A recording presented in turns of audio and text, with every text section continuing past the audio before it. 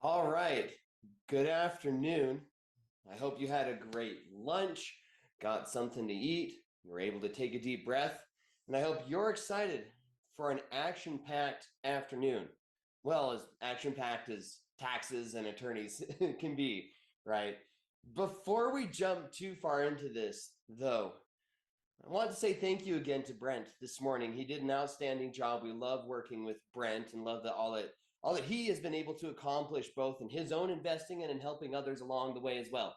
So let's give a quick round of applause, emoji round of applause, I guess. Clapping hands, a heart, a thumbs up, a party popper. If you enjoyed Brent's presentation this morning. And look, I can see those coming in through here. I agree. Brent did a wonderful, wonderful job. So thank you again to Brent, and thank you, everybody, for joining us today.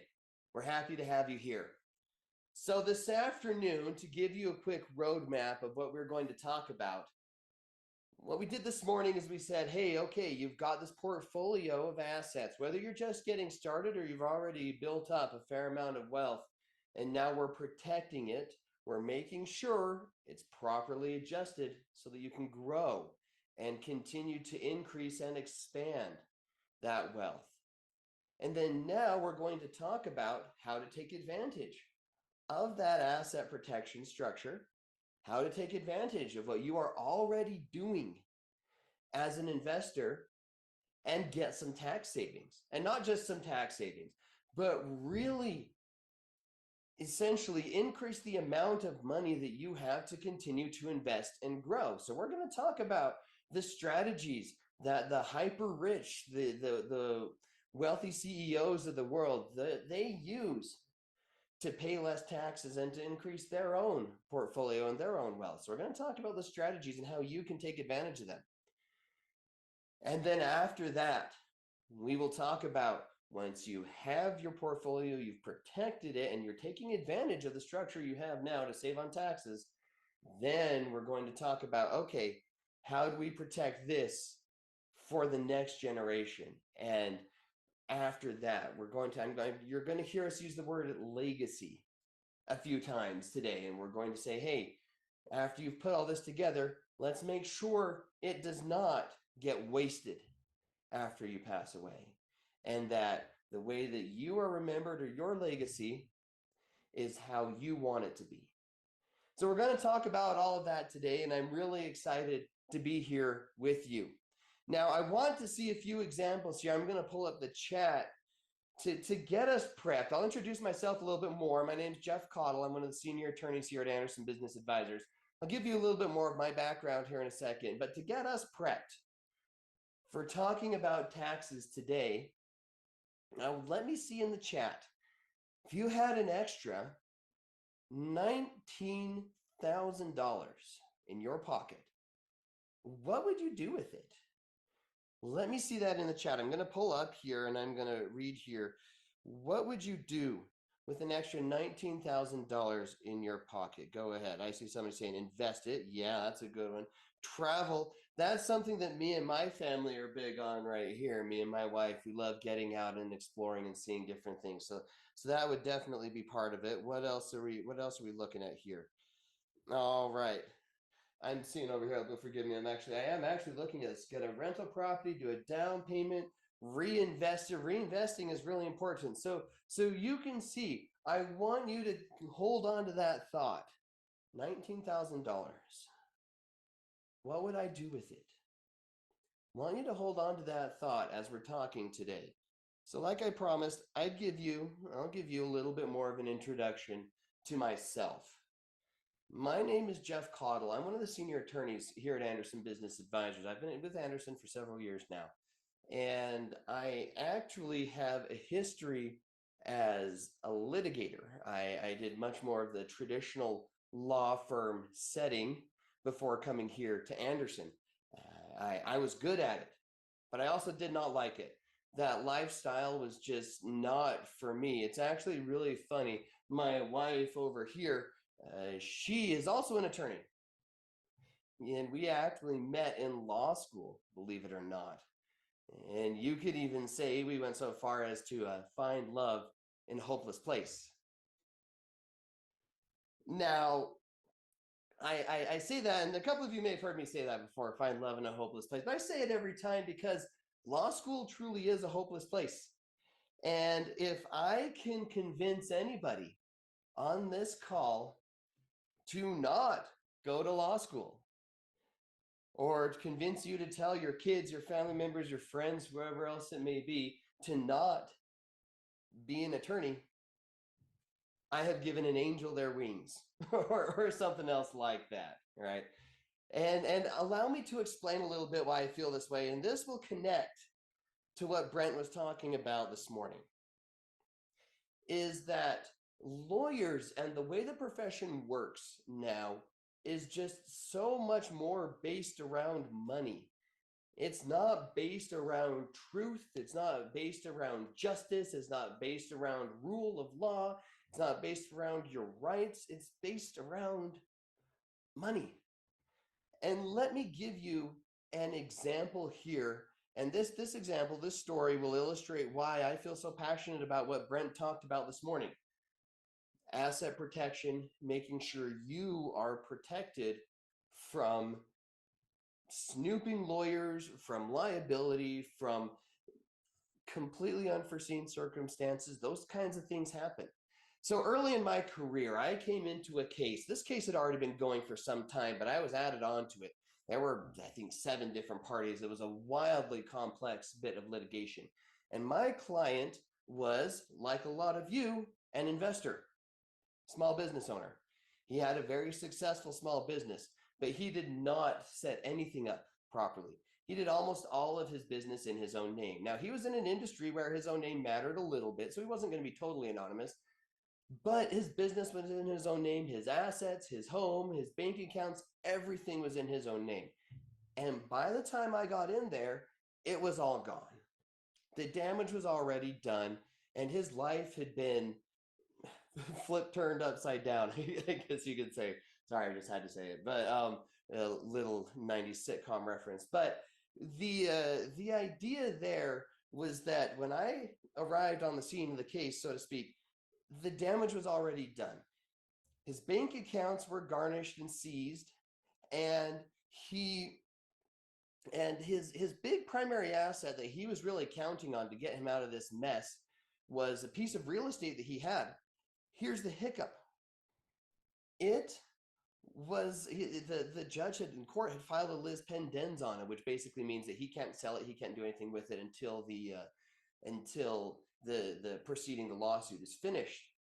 And because he didn't structure himself properly, because the property was held in his own name, he was stuck. He had teenage kids, and he was living off of his mother after this was all done. And I came in, I was able to convince the judge to walk back a little bit, which for those of you who are any sorts of familiar with the legal profession, getting a judge to walk back anything after it's been decided is kind of a miracle. So I'll brag a little bit that I even made any headway at all. But it was already too late for the most part. If my client at that time had a Wyoming LLC, if he had put this extremely valuable property that he was counting on, if he had put that into a proper structure, like Brent talked about this morning, this could have all been avoided. And especially if he had talked with an attorney before he entered into the contract that got him into this whole mess in the first place. That's part of why we have these platinum services, is so that you don't end up like my client from the past. So you don't end up like him. So you're not afraid to come and call and talk with us and say, hey, Jeff, I do have a business opportunity coming up. Can you review the documents? I've got a strange feeling about it. I wonder if I might regret it. I've saved multiple clients from deals that like Brent talked about earlier, that really could have messed things up badly. So let's not end up like my client when I was a litigator. I believe so strongly, so wholeheartedly in having, in this case for our real estate investors, in having your Wyoming LLC and having your structure set up properly, so that when something does happen, you're prepared. And it's not going to have you living off your parents again late in life with teenage kids, like this my other client. So with that in mind, then, I just wanted to say that as sort of an amen. As somebody who's been through the ringer as a litigator and has been through all of this, I really wish my clients from my past life, my past past life, it really felt like turning over a new leaf, starting a new life, getting away from litigation and coming to Anderson. But Michael, I really wish so many of them had this kind of structuring in place. So give me a heart, give me a thumbs up if you are ready to learn how you can save on taxes. Are you ready to learn strategies that the wealthy, the hyper wealthy implement to save on their taxes and learn how they can apply to you? Let's get rolling. We're going to talk about a couple of key principles today. And as we're doing so, I'm going to go ahead. I hope you'll forgive me. I'm going to do a lot of drawing here today. I'm excited about this. But first thing I'm going to do is I'm going to pull up. I'm going to share this. So I want to share a couple of, pardon me. I want to share a couple of stories here about clients that we have worked with here at Anderson. I want to tell you a little bit about some of the things that we did to help them, and then I'm going to use these stories to illustrate some of the principles that we are going to talk about today. So let's go ahead right here. I first want to talk about a client. I hope you'll forgive me as I change the color really quick. I'm first going to talk about a client who came to us much later in his investing than a lot of our clients do. And that's okay, to be sure. We can absolutely help you no matter what stage you're at. I'm not saying this is a bad thing. But what had happened then is he came to us and he had a successful business already in place. But his successful business was not structured tax-wise like we would have recommended. Now, again, nothing wrong with this. We can work with just about anybody, no matter where they are at. But what happened with him is he had a successful business and he had an LLC already set up. That's great. That's good. But he had made a tax election that he made a corporate tax election. I'll get into the differences of the different tax statuses later, but just for now, it's just relevant that he had made a corporate tax election. And one of the biggest mistakes, and we'll talk about this later down the road, one of the biggest mistakes, the most common mistakes that we see for people as far as tax planning goes, and asset protection for that matter, is that they own their assets in the same place where they conduct their business. So let's say, for example, if I have a pizza parlor and I also own the building where the pizza parlor is located, the best way to do this, both tax planning wise and asset protection wise, is to keep the building separate from the business itself, right? And this same thing can apply to construction companies with a lot of heavy equipment. This same thing can apply to short-term rentals, right? Keeping the business side of your short-term rental separate from the ownership of the property. This can all, so this is a pretty universal principle. Keep the assets away from where you are conducting business.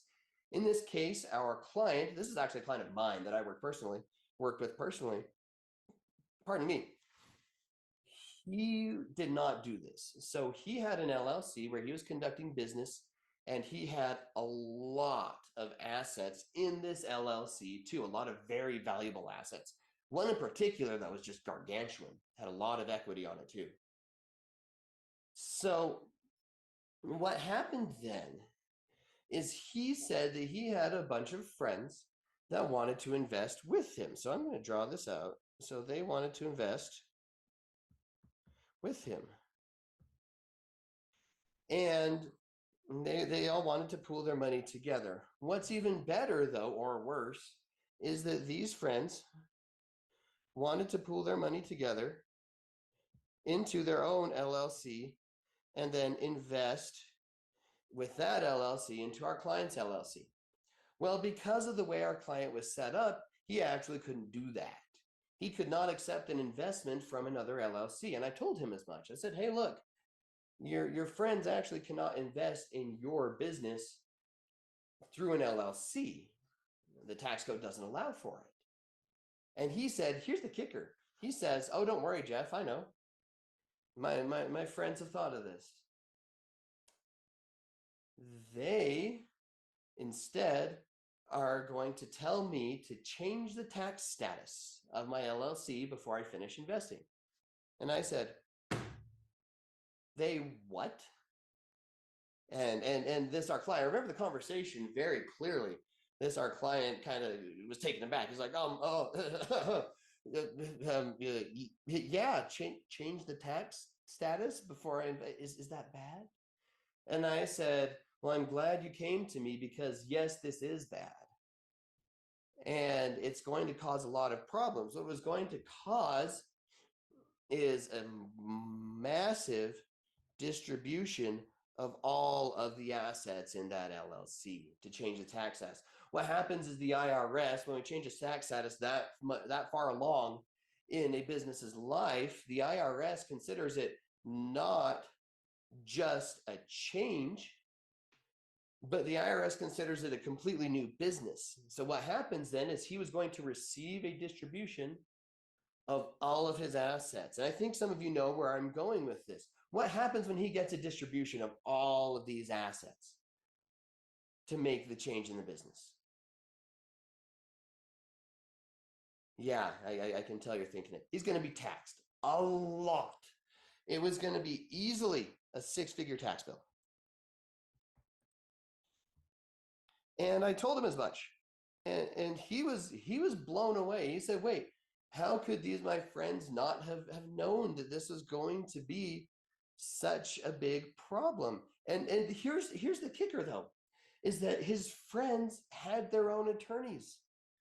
His friends had their own tax professionals that they were working with, and none of them caught this. Or I suspect it was actually a mix of none of them caught this, but also, even if they did catch it, they did not care. And here's what I mean by that. The first principle that I want to talk about today is tax planning versus tax preparing. This, my client and his friends who had their own CPAs and had their own attorneys, they had the latter. They had tax preparers, where all they do is they just sit and they take what's given to them and they say, okay, we will file taxes. We'll file your tax return. They don't plan, they don't analyze, they don't strategize. They just prepare. And I apologize, I'm talking about this in such a derogatory way. I don't mean to, because there is absolutely a place in our world for tax preparers, and it's very important to have them. But it was nearly tragic for this, our client's business, that he had before coming to us, his friends had been working with tax preparers. Now, fortunately, we caught this, and myself and one of our head tax advisors, we helped restructure things to allow for the investment without this gargantuan distribution. And our client was, as you can understand, quite angry at first that nobody had caught this, but then was very, very pleased that we did catch it, and we were able to go ahead and save him that tax bill. So that was no more. We saved him that tax bill. His friends were able to invest, saved his business there. So that is an example of a tax preparer. These tax and accounting folks that my clients' friends have been working with, tax preparers who they don't strategize, they don't plan, they don't analyze. They sit and they prepare what's in front of them. So let's talk about a different situation where we have a tax planner. Pardon me, I'm a bit hoarse, just getting over a cold, so I'm going to take a quick drink of water. So let's talk about a tax planner. And let's talk about putting together a tax plan for you. And yes, you heard that right, a tax plan for you. If you stick around till later this afternoon, you'll be glad you did, because we can talk about how we can put together, we will talk about how we can put together a personalized tax plan for you. So let's talk about tax planning now. Here's a story then, an opposite story of a set of clients, they're a married couple. They had approximately $200,000 in 1099 income. And what we did is we sat down with them. I'm going to tell you a couple of other things about their financial, about sort of their financial picture that they had. So a couple of important parts. They had about $90,000 in credit card debt that they were maxed out, and they're paying about equals about $10,000 per year in credit card fees. And then we also had, with this couple, they also had a mortgage that they're paying on. And so then what happened is they were paying, it ended up being about, in total in taxes, they were paying about $22,000 federal. And this is not counting state taxes, by the way. And then they were paying about $28,000 in employment taxes. So what happens is our employment taxes and our self-employment taxes, they're usually about 15.3% written down right on paper. But when boots hit the ground, when you're actually paying your taxes, it ends up being about 14.1-ish%. So $200,000 times 14.1%, and that gives you your $28,000 they're paying in self-employment taxes. So what we did then for this couple is the very first thing we did is we took their income and we funneled it. So we're going to just draw our little, what we're going to do is we're going to draw down here.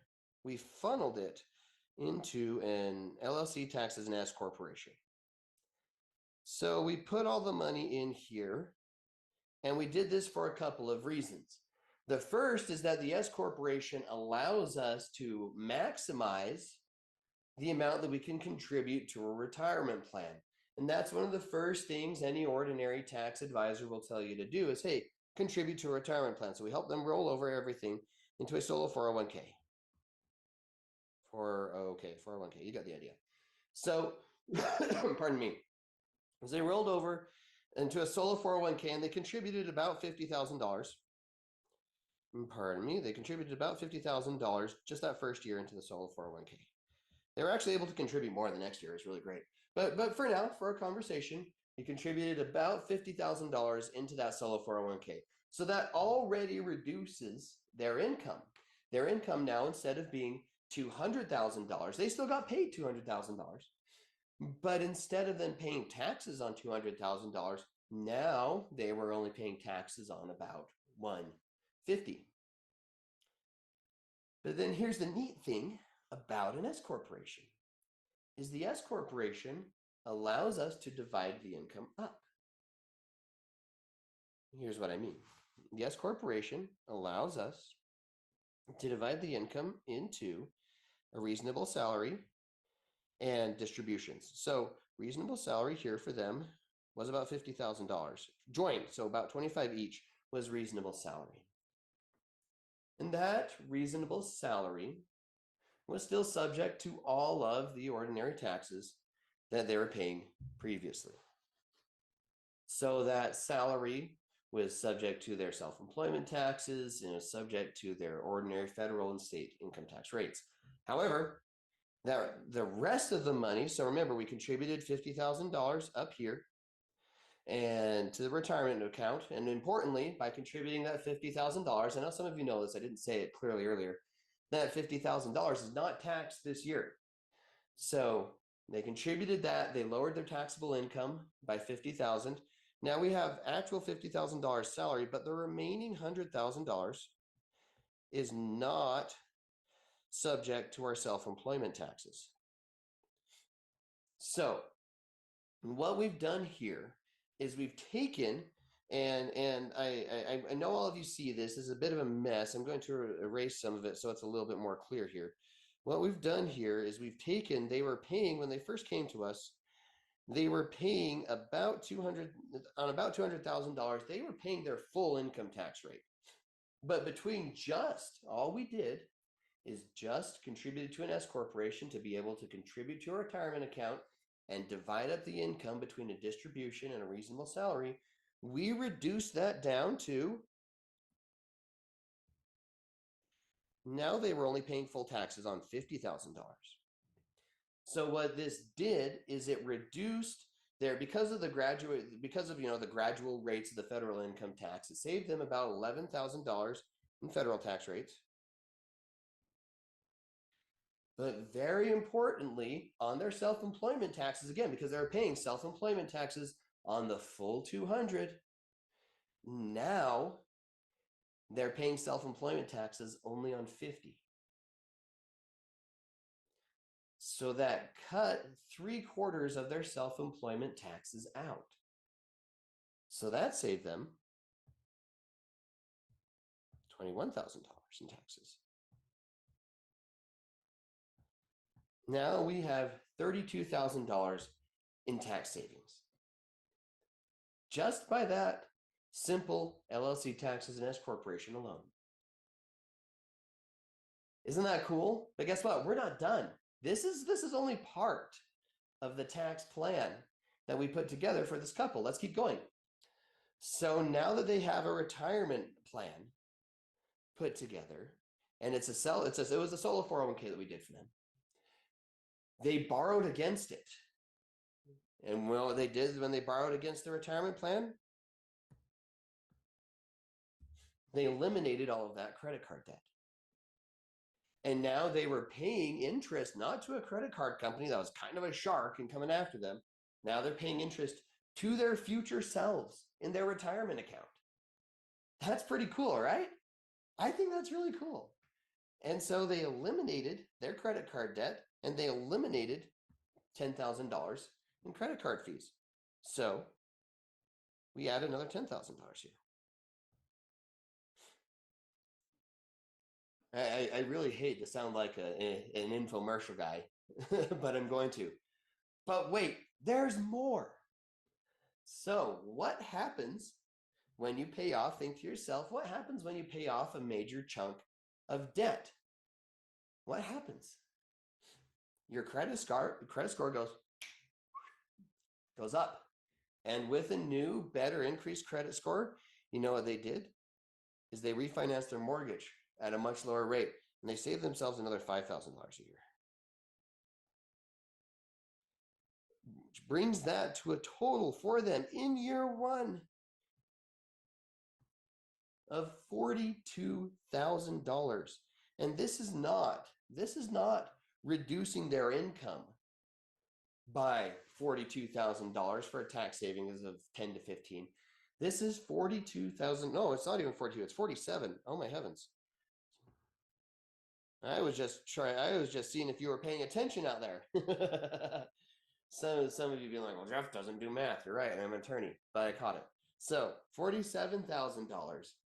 And it was 47. I talked with Toby about this client. Now we got them $47,000 in tax savings just after one conversation with us. This, my friends, is tax planning. This is tax strategizing. This is tax advising. This is sitting down with somebody, looking at their whole financial picture and figuring out how to get them more money in their pocket. Give me a thumbs up, give me a heart, give me a party popper if you would like to work with a tax planner rather than a tax preparer. Yeah, see, thank you. I'm a little biased, but I agree. I love working with our tax planners here at Anderson Business Advisors. And so thank you. And I'm glad that we can agree and see the difference there. So stick around, because you'll find out before the end of the day today how you can work with a tax planner rather than a tax preparer. So let's go ahead and let's jump in. And that's the first principle that I wanted to make sure that we hit on today. Tax planning versus tax preparing. Okay, so if you take nothing else from this today, think about the difference between tax planning and tax preparing. All right, so that's the first. The second is we're going to talk about a bunch of different strategies here that I told you towards the beginning, we're going to talk about a bunch of different strategies that the hyper wealthy invest in and that they use. And so I'm going to talk about this from a broad principle. Pardon me while I take a drink again, but I'm going to talk about a broad principle, a broad idea that we use in tax planning. But then I'm going to give you a bunch of good examples of how this works. So the idea is this. We want to reduce the income on which you are taxed. And how business owners do this, especially the hyper wealthy, the rich, the CEOs, is they rack up expenses. Because when you have an expense that offsets your income, you lower the amount of money you're taxed on, right? Expense offsets income, income goes down, right? Then you lower the amount of money you're taxed on. Let me give you a quick example. In another previous life, I was a competitive weightlifter, and my coach, I went and I saw her every morning at like 4:45, 5 o'clock in the morning and did weightlifting.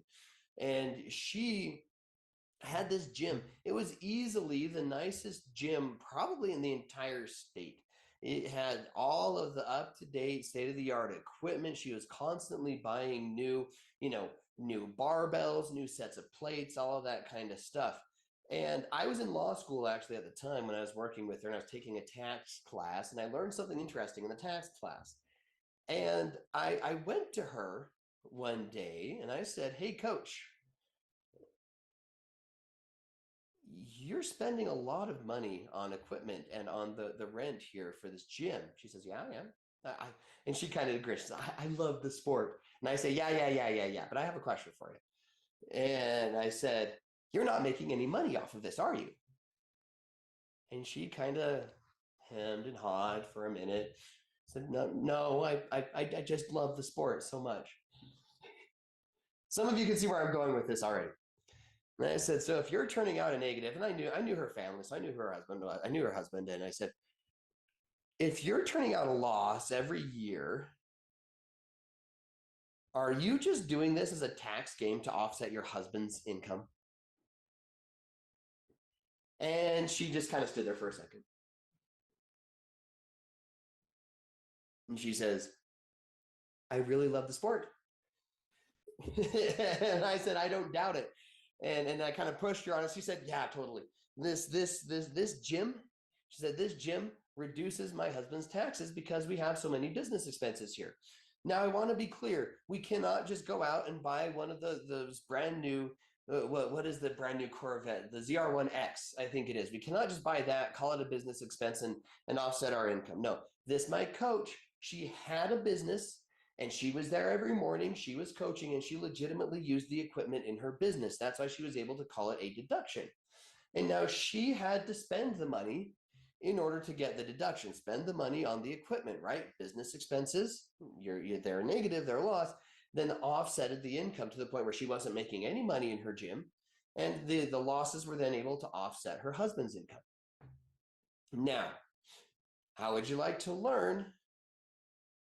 Give me a thumbs up, give me a heart, how you can use that same principle of racking up business expenses without having to get up at 4 in the morning and spend a bunch of money on weightlifting equipment, right? How would you like to use that principle of getting a bunch of business expenses?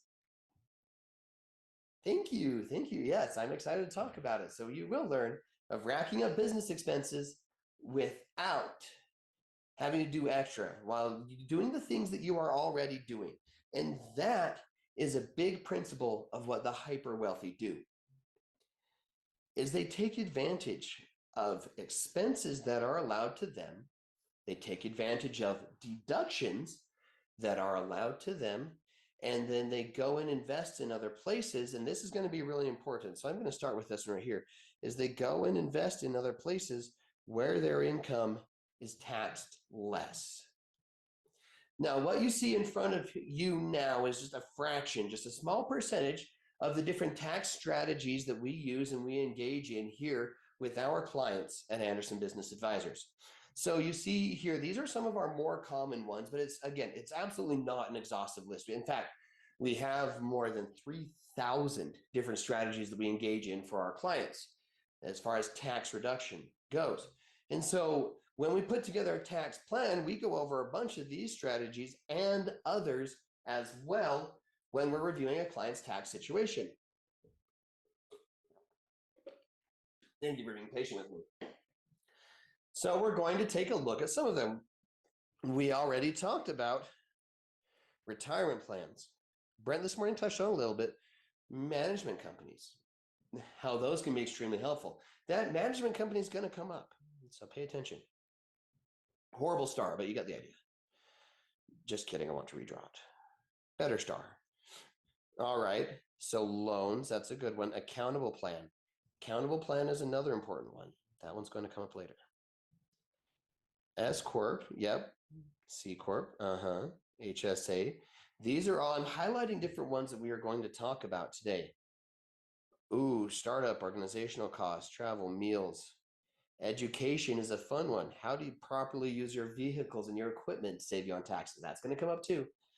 So all of these things, ooh, medical expenses. How many of you knew beforehand that you can take the expenses that you pay to a doctor, to a physician, and that can actually be a tax deductible expense for you that reduces your taxes? If you're set up properly, like Brent talked about this morning, it can be. It absolutely can be. Cell phones, I know we'd love to write off our cell phone bills. Guess what? We can.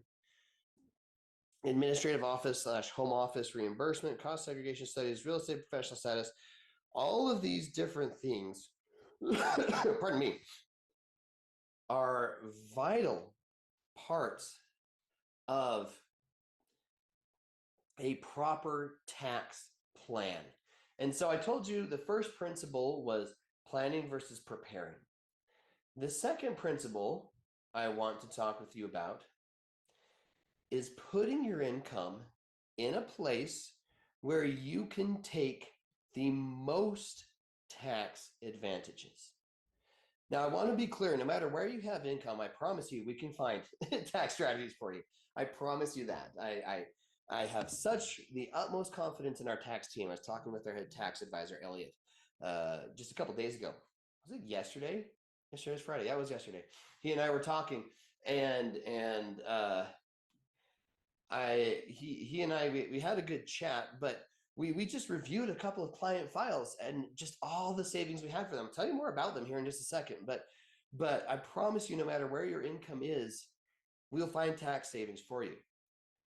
It's also true, though, that if you want to maximize those tax savings, if you want to make sure that you are taking as much advantage as you can of the IRS code as it is written, that's going to be a big principle, is put your income where it is going to be the most tax advantaged. You could call it income shifting. You see, I underlined that there on your screen. You can call it income shifting, and a lot of people do call it that. I try not to use that term too much because some people have like a negative connotation with it, but you can call it income shifting if you like, where we move income to somewhere else. Let me give you an example of a hyper wealthy person I know. Well, I don't know, I know of him. So some of you may remember this. This was several years ago. And this example is going to illustrate moving income to the place where we can take the most tax advantages. So this individual, he is the CEO of a large company, and on social media, he went on one day and sort of was gallivanting around and said, our company is based out of Seattle. Housing costs are gargantuan. They're awful out here. In order to allow my employees to afford a home, I'm going to reduce my salary down to $70,000. And he became the internet hero for the day, for the week, for the month. Everybody's celebrating him. Wow, this is the kind of CEO that we need here in America. Wow, this person is going to save our future. You know, my hero. Whatever else, right? And I saw this and I thought, well, yeah, I'm sure he is not taking much of a salary, because your W-2 salary, as we saw with that couple we worked with, just 15 minutes ago, Your W-2 or your salary that you take, that's where you're taxed the most. So yeah, he didn't want to take much of his salary because that's where he's paying most of his taxes. And I remember seeing this and thinking to myself, oh, I'm sure he's fine. He's not living off of $70,000. I promise. I promise he has investments elsewhere. Well, guess what? Somewhat recently, I met somebody who knew him personally. And I said, so tell me, was my hunch correct? That this person is not just living off of $70,000?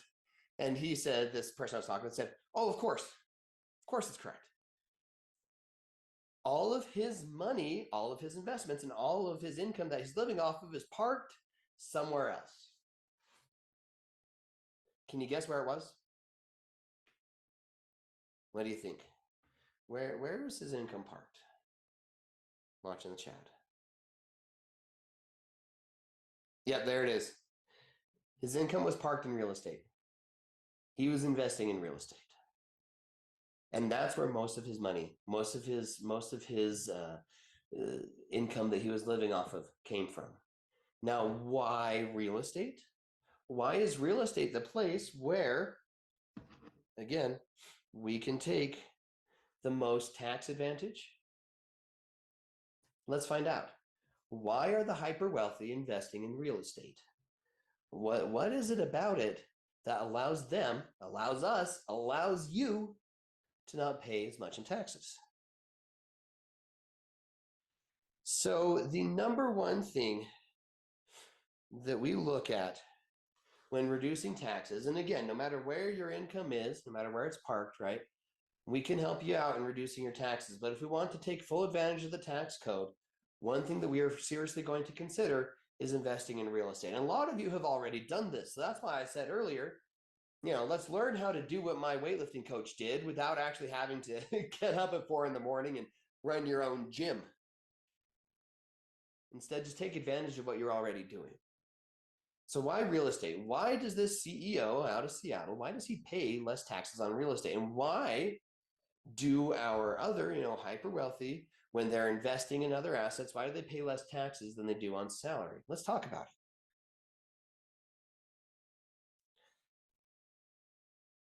it. The biggest thing that we get in real estate that we do not get on your salary, on your W-2, on your 1099 income, is we get depreciation. Depreciation is the accounting term to, pardon the pun here, but to account for the loss in value of an asset over time.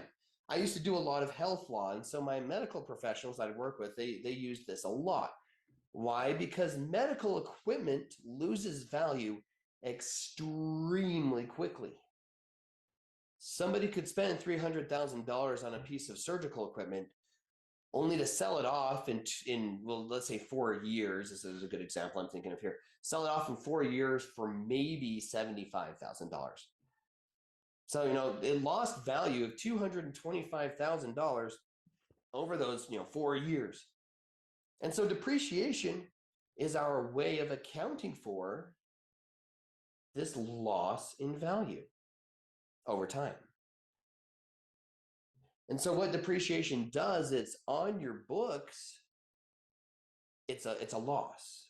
On your books, it's an expense. But it's an expense that you did not actually have to pay out of pocket for. It's an expense that's just paper. And so when it's an expense that's paper, you don't have to pay out of pocket for it, like my coach spending money on her weightlifting stuff. But yes, it still offsets your income and reduces it. Let's look at an example here. So let's say we purchase a rental property. All right, we spend it in 2024, spend $300,000 on a rental property. Now, in 2024, depending on the city, this rental property might just be this might just be a shipping container stacked on top of another shipping container. But for our purposes, nice round numbers, $300,000 for a rental property here.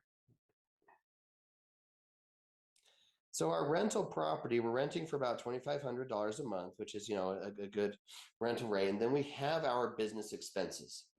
right? So our business expenses offset our income. So we have $30,000 of income, which is, $2,500 a month. Then we have these expenses that are offsetting our income.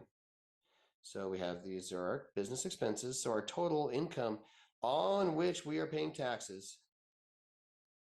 Oh, where to go? It should be $10,500. All right, apologies.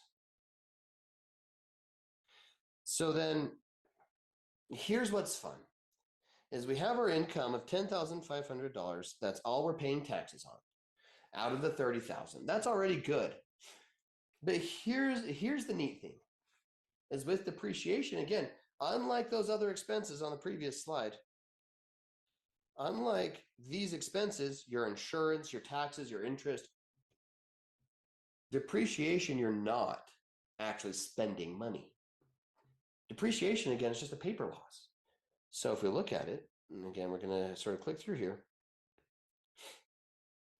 So depreciation, what we have here is a pretty simple calculation that for this $300,000 property, we're saying the land is worth about $50,000.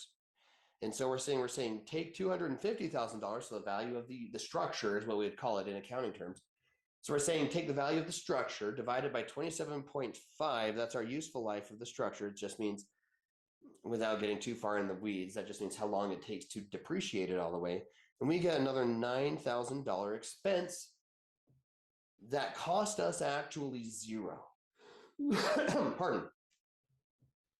And so for our CEO friend and for anybody else invested in real estate, we may make $30,000,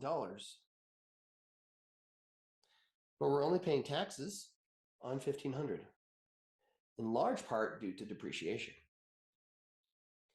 So give me a thumbs up, give me a heart if you can see the value here of depreciation and of investing in other places outside of just your W-2 income. Yeah, I see a lot of hearts. I see a lot of party poppers, right? Yeah, exactly. There's some serious value to be had here.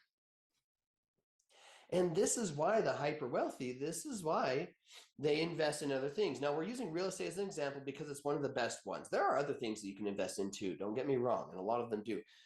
But real estate is accessible to anyone, and we're going to tell you how you can take advantage of it. In fact, you're learning right now, right? Invest in real estate. But let's keep going. So when we're looking at this, if we have somebody who's in the 30% tax bracket on that $30,000, we've just saved them $3,000 in taxes. If you're in the 30% tax bracket, $30,000 of W-2 income or 1099 income, you're going to pay $3,000 in taxes, or $4,500, pardon, in taxes. But you're only paying $1,500 in taxes if you get that through a piece of real estate in this example. Are you ready to learn how it gets even better, though? Let's say, I see a heart. Yes, I'm ready too. I'm glad, yeah. Let's say, and I apologize again for taking a drink. Thank you, everybody, for bearing with me.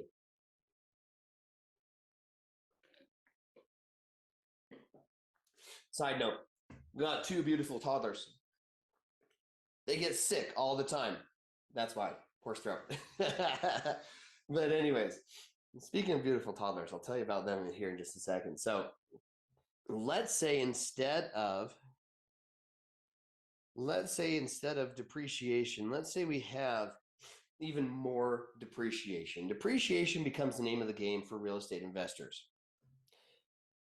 Depreciation, then, let's say we have just literally, we're able to drum up more.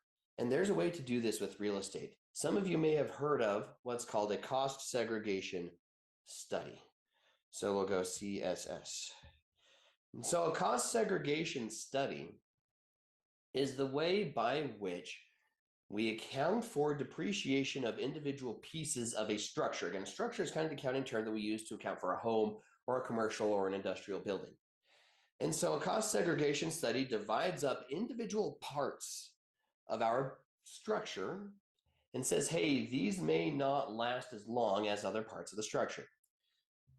For those of you with small children, you know that carpets do not last 27.5 years.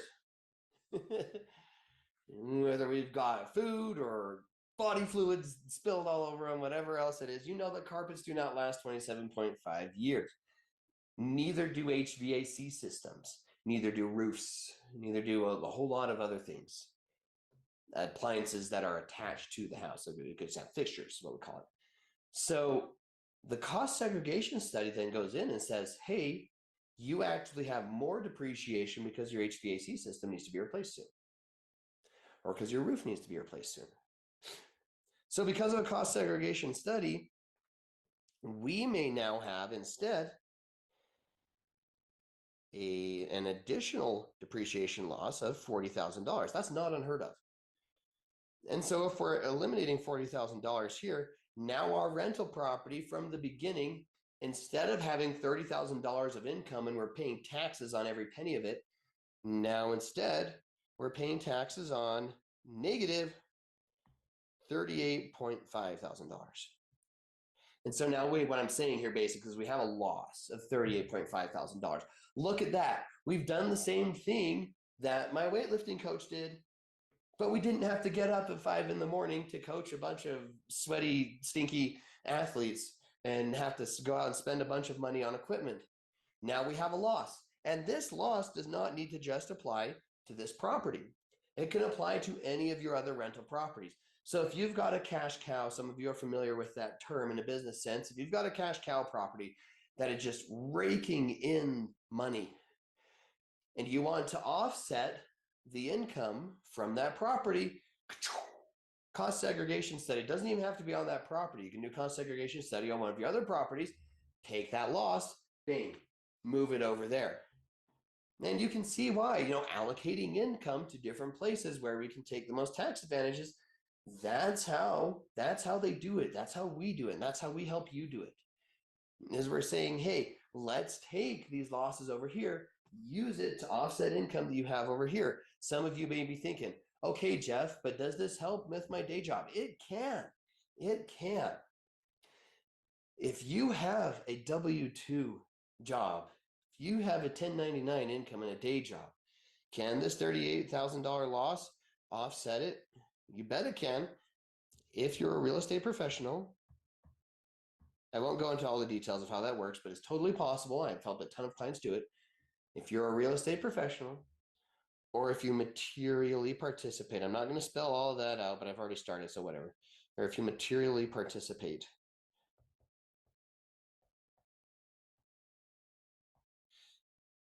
then yes, absolutely, these losses can offset your day job. Can you see why this CEO kept all of his money in real estate? It's because that's where he was taxed less. He didn't care about having a $70,000 salary, and neither do other CEOs. I apologize for making it sound like this is a bad dude. To be fair, $70,000 is still a lot less than most CEOs pay themselves. And so that's fine. But most executives and the hyper wealthy, right, they still follow the same principle. Their salary is only a small portion of what they do because they have stuck their income, they have invested in other places where it's just taxed less. That's why Democrats were talking about this several years ago for tax planning. And I don't mean this to sound political. I just want to explain why this was such a talking point for them.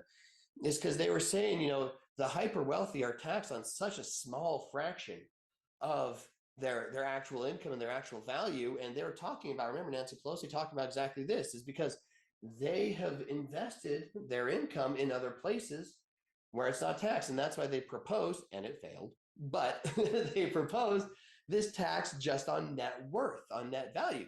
And to be sure, I agree with it failing. I was not a fan of that idea, but this is why they proposed it, is because this is a big way that the top 1%, this is how they do it, is they invest elsewhere. And real estate is a gigantic part of this, as you can see. You can make $30,000 a year, but still have a loss that offsets your day job income? Like what? That's real estate. That's how it works. So real estate is just one part of a holistic tax plan. Let's talk about another part of a plan. And so today we're also going to talk a little bit about S corporations versus C corporations. I know you can't really see that. But how many of you, by show of thumbs up or a heart, how many of you have heard somebody say something to the effect of, don't ever use a C corporation because double taxation? How many of you have heard that before? Yeah, a lot of you. Yeah, same. I got actually a CPA who was asking me about this literally just this week. Literally just this week was asking me about why C corporation, double taxation. And I get it. C corporations have a bad rep, but they can be so incredibly useful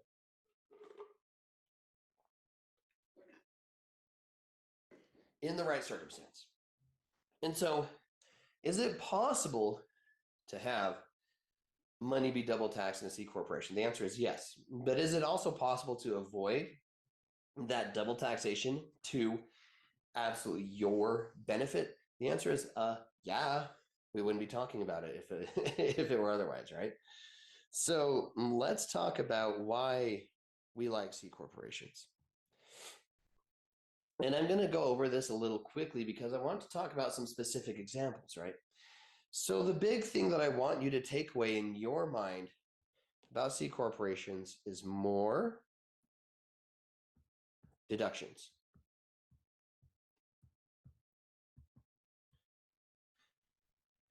The IRS allows C corporations to take more things as business expenses out of a C corporation than any other business entity. So I'm going to give you a quick example of how this works, and then we'll talk actual numbers. We'll crunch some numbers here. So let's say we have a structure set up similar to what Brent talked about this morning. Say we have a Wyoming LLC. We have some rental property LLCs out here. This is a lovely setup. I've helped many clients do something similar. And we have over here a C corporation, management company. You remember that on that slide with all the different strategies? One of the big ones that I starred or highlighted was management company. So I'm going to write MGMT, management up here. So this is our management company. And so this is another example of putting income. I told you it wasn't only real estate, right? This is another example of putting income where it's taxed less or where we can get more tax advantages. So if we have a bunch of money just flowing through here, let's say we've got a few long-term rental properties and just flowing through to us, hey, that's great. It's taxed less than your W-2, as we've talked about already. But let's go ahead and say, let's reduce those taxes even more. So what we do is we say, hey, we have a contract. So in the legal world, K means contract. So we have a contract with our C corporation that then we pay a management fee to our C corporation. So that way the C corporation has income. And when the C corporation has income, what do we get? We get more deductions. So what happens then is with the C corporation, we can fund a retirement account. We can also pay ourselves, reimburse ourselves for expenses. And so with the C corporation, you may be wondering, okay, cool, Jeff, but what are those actual more deductions? Let's talk about it. So the first big one is healthcare expenses. I mentioned them earlier. Healthcare expenses are tax deductible in a C corporation. So if you have, let's say your kid who just likes jumping off of stuff for fun. I know that's what toddlers do, but I'm emphasizing this for a point. Who just likes jumping off of stuff for fun, jumps off of a thing, hits his head, and has to go to the emergency room for stitches. Guess what? Business expense, tax deductible. Yay! If you have a C corporation. And that includes your premiums too. Medical expenses, including your healthcare premiums, they are tax deductible under a C corporation. The average family spends $25,000 on healthcare every year.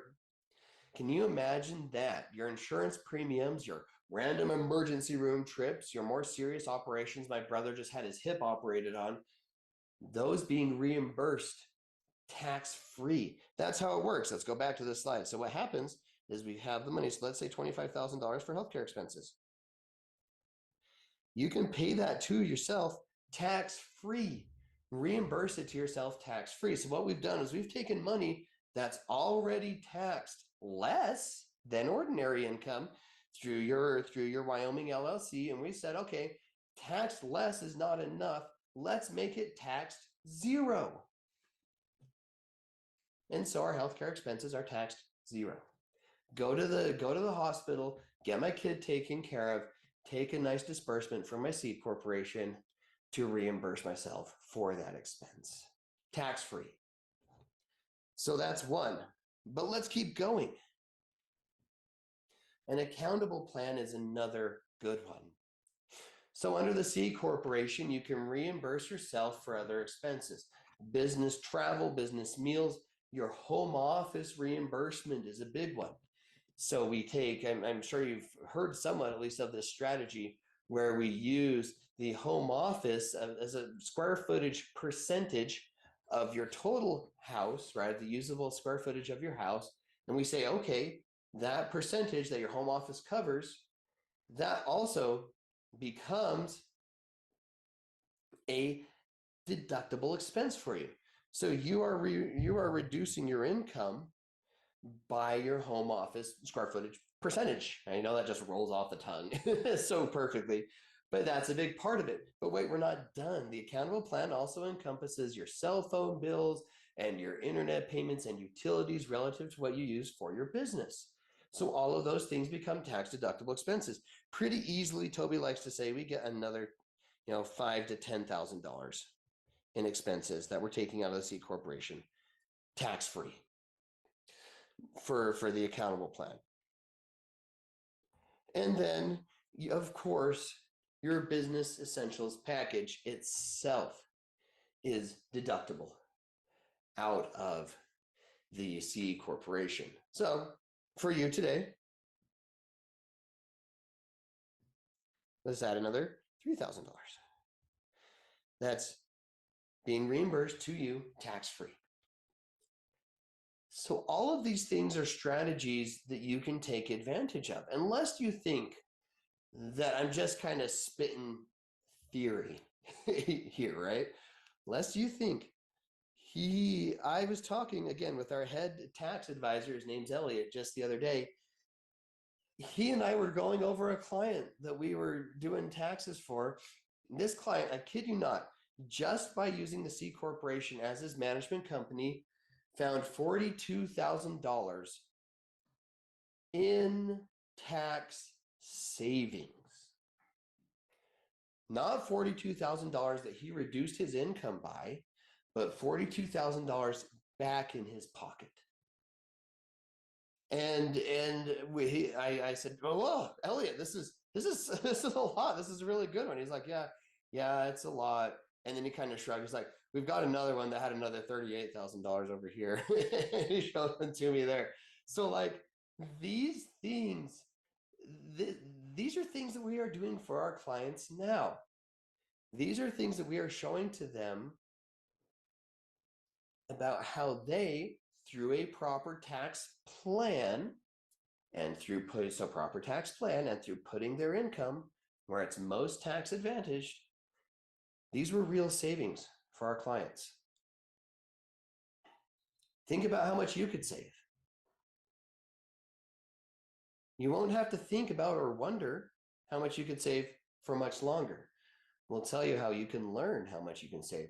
So one of the last things that I said I would hit on, and again, it's one of our big faux pas that we see all the time, both for asset protection and for tax planning, is owning assets in the same place we conduct business. And so if you have, I mentioned earlier a pizza parlor, right? Well, let's use another example. Let's say you have a construction company where you have a lot of equipment, where we've got, trucks, trailers, a backhoe, a bobcat, whatever else that we're hauling around everywhere. We want to make sure that equipment is not in the same business entity as, well, the actual business. This is this mistake that my client, very right towards the beginning of our conversation, that's the mistake that he made, is that he had a lot of very heavy, very valuable assets in the same business where he's conducting his business, and almost cost him $100,000 in taxes, let alone the liability that brings. Can you imagine your backhoe hits a water main, whoosh, water everywhere, and the liability that brings to your business if the backhoe is owned in the same entity? Or if you're doing Turo, right? Pardon me, and you got a client borrowing a sports car and they go out and they do some joyride racing in it and they crash and they hurt somebody. And that's owned in the same entity where you're conducting business. Can you imagine? So no, we want to make sure we keep them separate. So what I'm going to do now is let's go ahead and draw for us an example of a client that I worked with. This is actually a client of mine, a client here at Anderson. She was a love, well, still is, because she hasn't passed away. She's still a client and still a good friend. And she came to us and she had things all kinds of goofed up, but she had the bones of an excellent business structure. And we were able to help her get it into place. So she came to us with a business entity that was taxed as an S Corp. And she was running a business out of it. And this business actually had 4 different locations. Oh, it's an awful house. I'm so sorry. It's okay. You actually don't care that much. And so she had a business that had 4 different locations. And they were all completely unprotected. They were all owned in her personal name. Remember my friend, my client, business owner towards the beginning, how everything fell apart for him and he was living off his mom late in life because everything was owned in his personal name? Yeah. This was our client was kind of staring that down the barrel. So we said, no. Let's get you started. So we got protection for her. So we're going to write, we use trusts for her, but the more important part is she had her Wyoming LLC. And she actually had trusts and LLCs. Brent talked about that a little bit this morning. So LLC, and those are supposed to be quotes. Anyways, point being is we put all her properties into LLCs, and then we put that under a Wyoming LLC. So we got her the protection. But then here's the fun part. Again, remember, our income over here, if we have it taxed as a salary, is taxed the most. And so what we did to her first is we said, hey, we're off to a good start. These properties, they're not owned by your S corporation. That's good. So then we told her, let's do you one better. And we said, hey, let's have your S corporation rent or lease the properties from you. You know what that does? It takes the income that she's receiving in her S corporation, it takes it out of that salary, that highest tax bracket area, and it moves it into real estate. Hey, what a coincidence. We're moving income to where it's most tax advantaged. So we said, hey, pay income to each one of these individual now LLCs. That already saved her a bunch. Each one of these LLCs, they're making más o menos that year. I was talking with her. She's been a client for several years now. But the year I was talking with her, they're making más o menos $100,000 a year. And so we funneled it over. And so that in and of itself, just on our 14%, that in and of itself is getting us about $14,000 in tax savings for each one. So I'm going to write 14,000 times 4. 14,000, not just $14, $14,000 times 4, right? So we're talking $42,000 in tax savings by her not paying her self-employment taxes anymore, because in real estate, it's not subject to that. Even better though, as we've been talking about with real estate and passive income, now she gets to use depreciation expense, so plus depreciation, right, in these properties. And this is all just the way she was already set up. Like I said towards the beginning, she was not doing anything extra. We just restructured her. We helped her put together a lease agreement so she could lease each of these individual properties to her business, get some of that income from her S corporation to her passive real estate side. Again, moving income to where it's taxed less. But wait, it gets better, because with her as well, she also had a C corporation, or she didn't, but she wanted one, I should say. And so we put together one for her. Why? Because she wanted her healthcare expenses to be deductible. because she had 4 sons, 4 adult sons, each of them off doing their own crazy thing. And she says, I want them to help me manage my property so that as employees and working under the C Corporation, their healthcare expenses can be deductible. And so if we're using that same number, there's another $25,000 times 4 for each of her kids in this case, for each of her sons that she was working with, right? And so what we did is we did the C Corporation as a management company. So we had a contract, K for contract, and we sent a management fee over to the C Corporation where she paid for hers and her son's healthcare expenses out of the C Corporation. And this was just getting started, but you can see we've put all this together for her. And just on this page alone, we're not even accounting for depreciation. We're not even accounting for the other expenses that we helped her find, the other deductible expenses. We're not accounting for retirement plans. We're not accounting for her home office reimbursement that we absolutely worked with her on. We're not accounting for any of that. We already got her easily $100,000 in tax savings. Like, look at that. And this is putting it all together, right? I want you to say it with me in your mind, right? Because we're not here. You're not with me in my office, but you can say with me in your mind. This is a tax plan. This is a tax plan. And again, lest you think that this is a once in a lifetime thing, I had another client had a very different setup.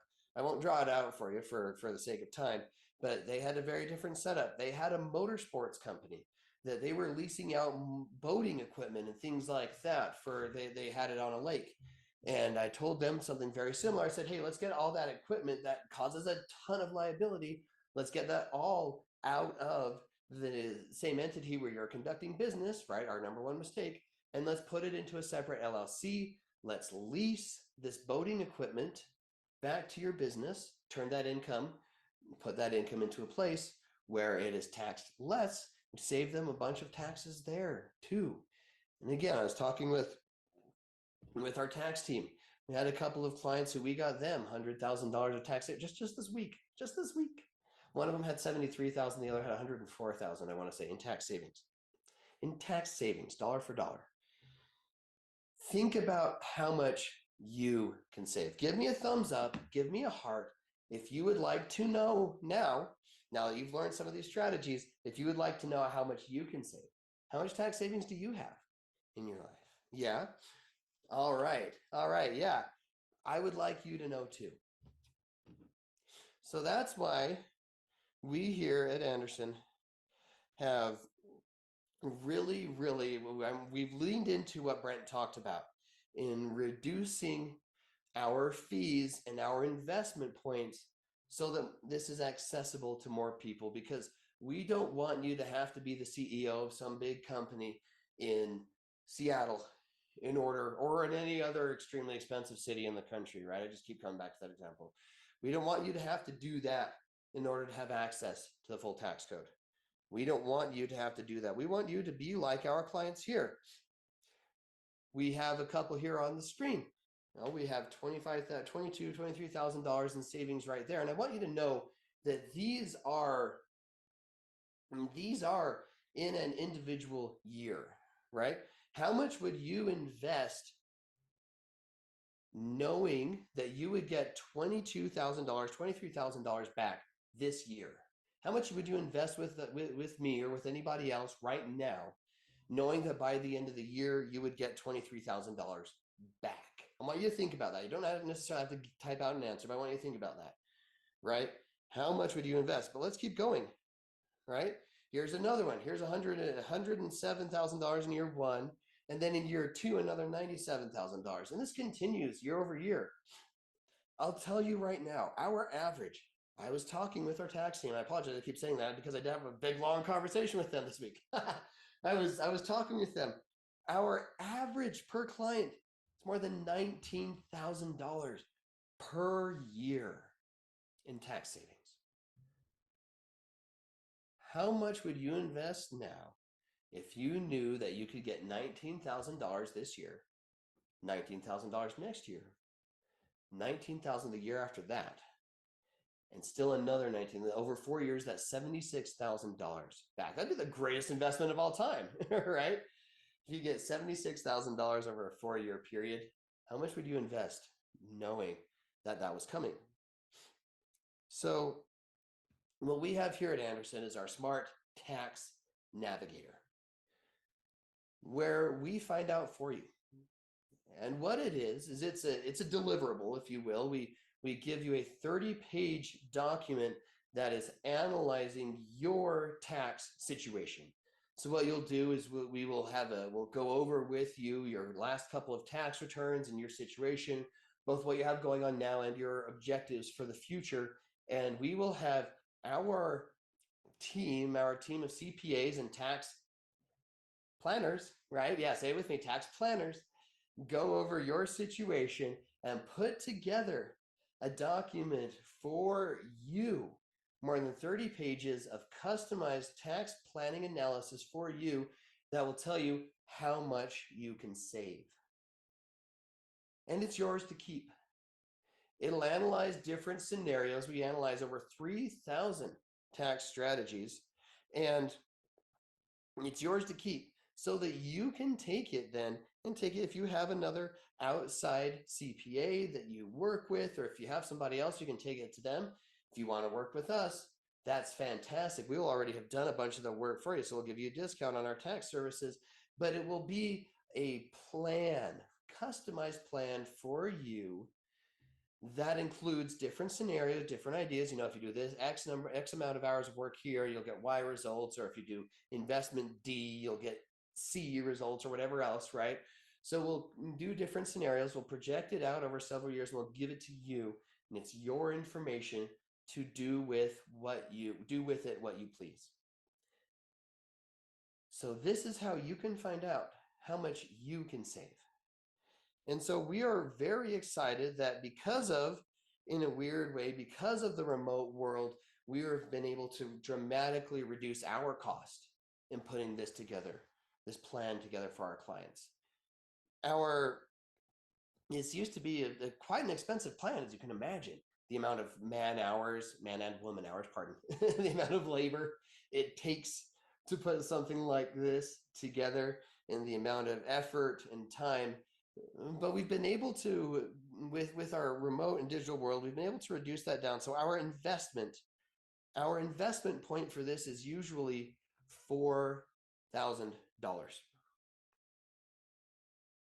But for you today, as a thank you for joining us today, your investment instead is half of that, $2,000, for our Smart Tax Navigator, for your customized plan, so that you know how much you can save. And very importantly, like Brent talked about earlier, we do have a limited number of human beings on our staff. And so this is not something that we're going to do for everyone ever that exists. I wish we could. I really wish we could. So what we have is we have 15 of these Smart Tax Navigator packages. So the first 15 of you that click on and take a look, that's that package for you at that investment point of $2,000. So the first 15 of you that click on, you'll be able to take advantage of this special event offer today. And what's even better is that we are putting our money where our mouth is. If we cannot at least double your investment, then it's free. We have a guarantee. It's free if we don't at least double your investment. And that's honestly, it's a manifestation of how confident we are in this. It's also evidence of the success we've had to this point. We have had such a high success rate. Again, our average is $19,000. That's why I asked you towards the beginning, if you had an extra $19,000 in your pocket, what would you do with it? Well, you can find out. And so take advantage of this. We have 15, and it's an offer that is only good until midnight today, because it's a special event offer. So please click on the link and let us help you to see how much you can save. Let us put the IRS code to your advantage. So been going for a good minute now. What I want to do is we'll be answering questions about that smart tax navigator in the Q&A and in the chat. So what we're going to do now is, here in just a second, I'm going to have our friends put up we'll start a little break. We'll do a 5-minute break, give my give my poor vocal cords a rest, and then we'll come back. Because remember, what we're going to do after we come back is we're going to say, hey, we've taken these steps. You have your investing portfolio, again, whether you're just getting started or whether you've already got a fair amount, and we're going to say, hey, let's put it into a structure to protect it, make sure it can continue to increase and to grow and to provide for you and your family. And then after that, let's take advantage of the structure you have in place. That structure I drew out, right, that looks very similar to what Brent talks about. It's because we're taking advantage of that structure you have in place to save you on taxes. And not just save you on taxes, but to help continue to increase and to help you grow. Just like the hyper wealthy, that's how they do it. And then after that, let's talk about the future. Let's talk about how to make sure that all of this that you have worked so hard to put together, let's make sure that it's not wasted after you're gone. Let's make sure that that continues to build after you're gone. And I'll tell you how to do that through an estate plan and through a living trust after we get back. Matthew, about 5 minutes.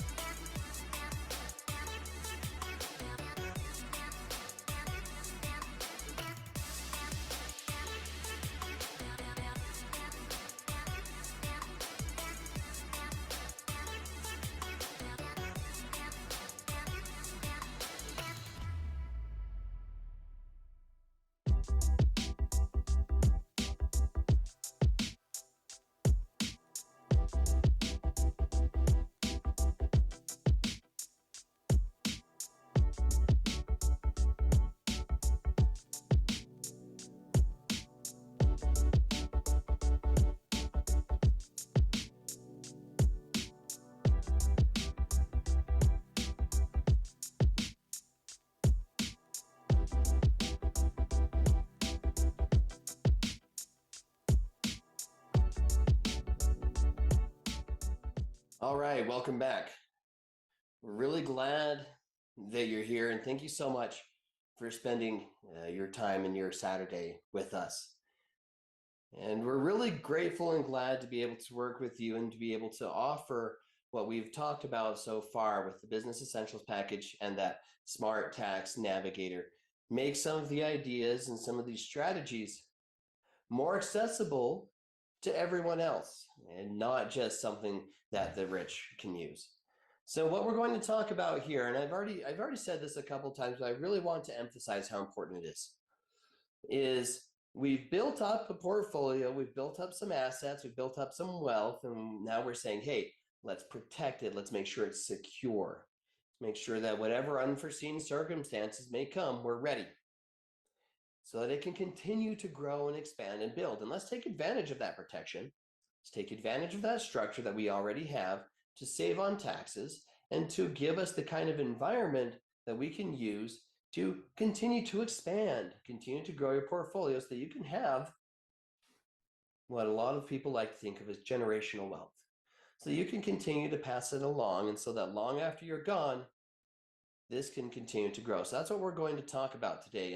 And my question for you is, I want you to be thinking about if you could choose how you were remembered, if you could choose what we can use the word legacy, if you could choose what you want your legacy to be, what would it be? I want you to be thinking about that as we're talking today. Before we get too far, I mentioned towards the beginning today that I have I just have a distaste for the legal profession in general. I love lawyer jokes because I think that all of them have a bit of truth to them. I I um I had somebody tell me once, "Hey Jeff, what's the difference between a tax attorney and a CPA?" And I said, "I don't know, but I don't think it's going to end well for the attorney." And they said, "You're right. The CPA knows that nobody wants to hear about their job." It's kind of true. Another one, I had a client tell me this one actually. Says to me, "Hey Jeff, what do attorneys use as birth control?" And I kind of had the same response. I said, "I don't know, but I get the feeling it's not going to be a compliment." And says to me, "They use their personalities as birth control." and and I kind of died inside because, again, same thing. It's true. Now, fortunately, I have someone who is willing to look past my attorney personality and give me a chance, anyways. And I will be forever grateful for that. It was actually really funny because when I first met my wife, I actually sat down next to her at a recruiting event in law school. And I was an awkward dude. I always kind of have been in those kind of situations. And it was very funny because I sat down next to her and I was kind of like, she's really attractive. And I just kind of froze because I was like, I don't know what to do now. I didn't even think I'd get this far. Ah! so I was kind of quaking. And bless her heart, in a genuine manner, not in a sarcastic manner, she started talking to me, and then the rest is kind of history from there. But I'll be forever grateful that I took that opportunity of that open chair just to sit next to her. And I thank past Jeff, past self, past Jeff. I thank past Jeff for doing that every day. And I want you to think of that kind of feeling, thanking yourself every day for something you've done in the past. And that's what you are going to do after today. And not only will you be saying thank you to your past self, if you go ahead and start putting together a living trust and an estate plan, but your future generations will also be saying thank you to you for coming here today. Your children, your heirs, your beneficiaries, whoever else it might be, they will also be saying thank you for what you decided to do today. So let's talk a little bit about then a living trust and an estate plan. Before we get too far into it, I wanted to ask you, how many of you have ever heard of a living trust or had somebody tell you that you need a living trust and you said, cool, I understand that I need that, but I will do that someday? How many of you have thought that? I'll do that someday, but not today. Give me a thumbs up, give me a heart, give me a, yeah, see, a bunch of you. I too shared that feeling for a long time. So let's talk about today, not just why a living trust should no longer be a someday thing, why it should be a today thing. Get that off of Someday Island. I'm going to use that phrase a couple times. Let's talk about why it should be a today thing and why and how you can make it that. So I understand that a lot of people have some sort of, I don't want to quite say negative thoughts, because I think most people understand that an estate plan is important. But instead what they have is they have future thoughts about it instead. And I can understand that to a certain degree, because that's how I thought about it before I went to law school. But let me tell you a story. And this is a story that is very personal to me and my family. We had a close family friend. We'll call him Steve. Obviously not going to give his real name for client confidentiality, but the story is very real. Steve had a wonderful, tight-knit family, all grown up, brothers and sisters. It was all great. And Steve's father had a rental property that he wanted to leave him. Steve's father didn't have a ton, but this was something special that Steve and his father shared together. And his father, this was actually up in Idaho, and his father said, hey, I want to give this to you after I pass away. And he even went so far as to put it in his will, last will and testament. So after Steve's father passed away, Steve says, hey, cool, I get this property. This is really sweet that my father gave this to me. Uh-oh. What happens, though, is Steve's brothers sued him. This tight-knit family, they had loved each other all so much growing up, and it was all great. Steve's brothers sued him for the property. And it was heartbreaking and tragic to him. But that is unfortunately only the beginning of the story. Steve's brothers sued him, saying that he wanted the property. And Steve says, well, the last will and testament of our father says I get it. How are we even here in the first place? Well, a last will and testament actually still goes through probate. So Steve's brothers had every right to file the lawsuit and get that heard before the judge. And they spent years in court fighting over this property. Years. And it was really tragic, because Steve was talking with his brothers at one point, says, why are we doing this? Let's stop. And they told him no. They said, we're not going to stop. We're not giving this up. And relationships were ruined. Now, after 12 years in court, Steve won. The terms of the will were determined that they were final and validating after 12 years in court. You know what happened after Steve won? You know what he did? He sold the property. Sold this beautiful, wonderful gift that his father had wanted to give him. Why did he sell it? So that he could pay his attorney. 12 years of legal fees is a lot. And so he sold it so that he could pay his attorney. So even though Steve won in court, he really lost, because he lost the property, lost the inheritance, and he lost what his father had wanted him to remember by. It was all gone. So his father's legacy, you could almost say, Steve's father's legacy, you could almost say, was paying attorneys. I'm okay with that. I like attorneys getting paid, except I'm really not okay with that. It broke my heart to hear this story, because this was a close family friend. Like, this is somebody I knew, like, growing up with as a kid. And to hear that they had to go through that, me as a lawyer, I was like, this is This is awful. And so let's learn then how you can not be like Steve's father. Better yet, how your children don't end up like Steve. Your children, your friends, your family members, your other heirs that you may be gifting property to or wanting to take care of your legacy, of your portfolio. Let's learn how you can be not like Steve's father and how they don't turn out like Steve. A few of the common things that we hear about related to a living trust.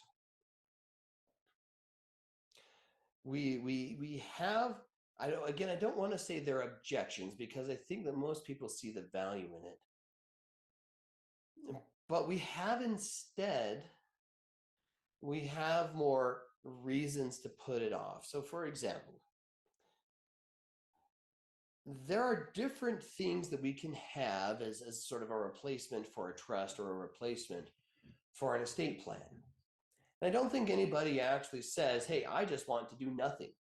I just want to leave my kids to fend for themselves. And yet a lot of people end up with nothing. Why is that? Why is it that we don't put together an estate plan? For some people, it might be expense. For some people, it might be hassle. It might be too much work.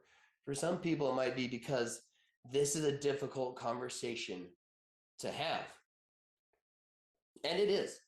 I can appreciate that. It's hard to think about our own mortality.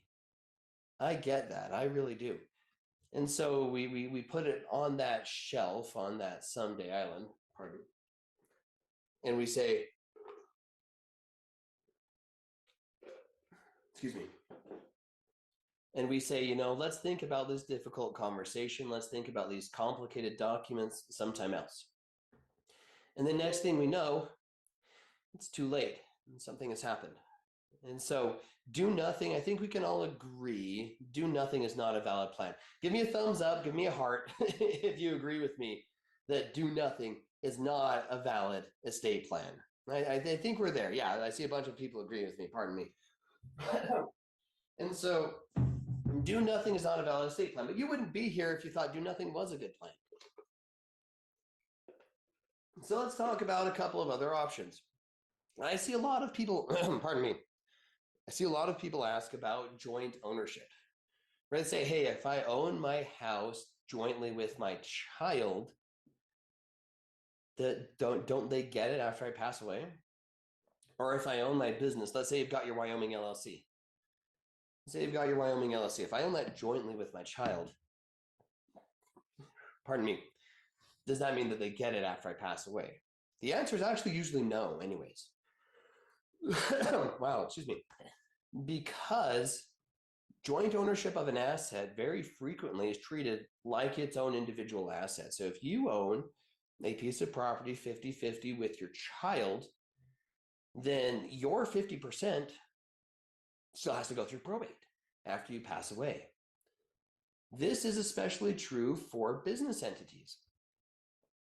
Let's say that we've put together a large and exciting and tax-saving and asset protection amazing structure for you. If you own that jointly with your child, one, we've got a problem because now your child owns half of your assets and heaven knows what they're going to do with that.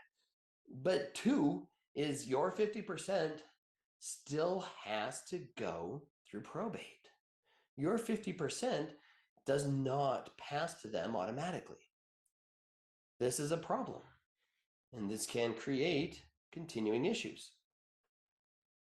And I actually know this firsthand. My grandmother on my father's side did this kind of with entrusting, because what you're doing here is you're entrusting your entire estate to this one child who you've given joint ownership to. And like I said, heaven knows what they're going to do with that while you're still alive, and that absolutely is a valid concern.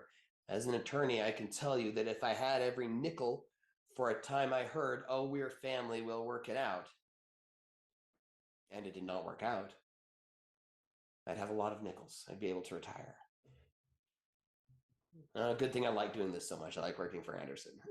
But where I'm going with that is that logistically, sharing ownership with your child is not a good thing for several reasons. But I told you my grandmother did something like this, and she did.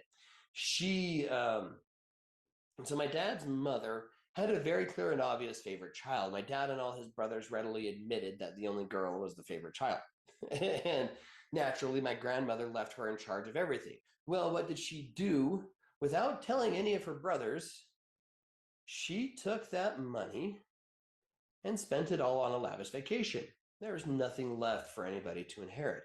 And it turned into a situation very similar to Steve's, where my uncles fought and fought amongst each other and aunt over what this my aunt had done.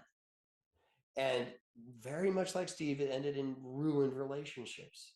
Family kind of fell apart after that. It was actually kind of, I mean, it wasn't funny, but a small portion of this was funny because when this was all going on, I had actually just graduated from law school. And one of my uncles reached out to me and said, "Hey, Jeff, I heard you're an attorney now. Can you help us with this?" And I said to my dad, I said, "Hey, Dad, Uncle, name here, reached out to me and asked about this. What do you want me to say?" My dad said, he rarely gets mad, but he got mad. He said, "How dare he try to rope you into this? You tell him no, and I'm going to give him a piece of my mind." And so I was grateful for my dad kind of protecting me there. It was really funny too, because my dad's the level-headed one of the bunch, and both sides were trying to recruit him to be on their side. And he said, "Look, we don't need the money. I don't want anything to do with this." Well, turns out nobody got anything anyways. So when we do joint ownership, we're leaving one child in charge of everything, and we're not really putting together a plan, and it can result exactly what happened with my father's family. So then what we have next is we say, you know what, maybe a last will and testament. Does a last will and testament work? And the answer is no, but it's also kind of better than nothing. Here's what I mean. A last will and testament is better than nothing. It's where you go through and you list out, here's what I want to have happen with all my stuff. In fact, give me a thumbs up, give me a heart if you have ever heard an attorney say you don't need a trust, or no, it doesn't even have to be an attorney, that say that you don't need a trust, a will is sufficient. Let me see if you've said that. Yeah, see a bunch of you. I can see those coming in. Yeah, you don't need a trust, a will is sufficient. Unfortunately, that's not usually the case, and it's really annoying to me. I'll explain more why wills are not are not our favorite here in a second. But it's really annoying to me because that's like ADT, right? The home alert system. That's like them walking into your house and saying, kind of looking around and saying, "You want to protect this? You want to put a home alert system on you think somebody's breaking into this house?" Like, no, this isn't worth anything. Why would you put a home protection system on this, piece of trash? That's functionally what these attorneys are doing. Is they're saying you're not worth it. You're not worth a trust. You. And it's so funny because ADT would never say that. They say, yeah, absolutely. You want to protect what you have and you love and your family for now and forever. As long as you live in this home, we'd love to help you out. And attorneys are like, nah. Right? Have I told you that I dislike attorneys? Just wait. I've got a couple other stories that'll just really really get you. So no, we're not going to be like those attorneys. A living trust really is our best option here. And let me tell you a little bit more about wills because those are the things that I get the most questions about. Why not a last will and testament?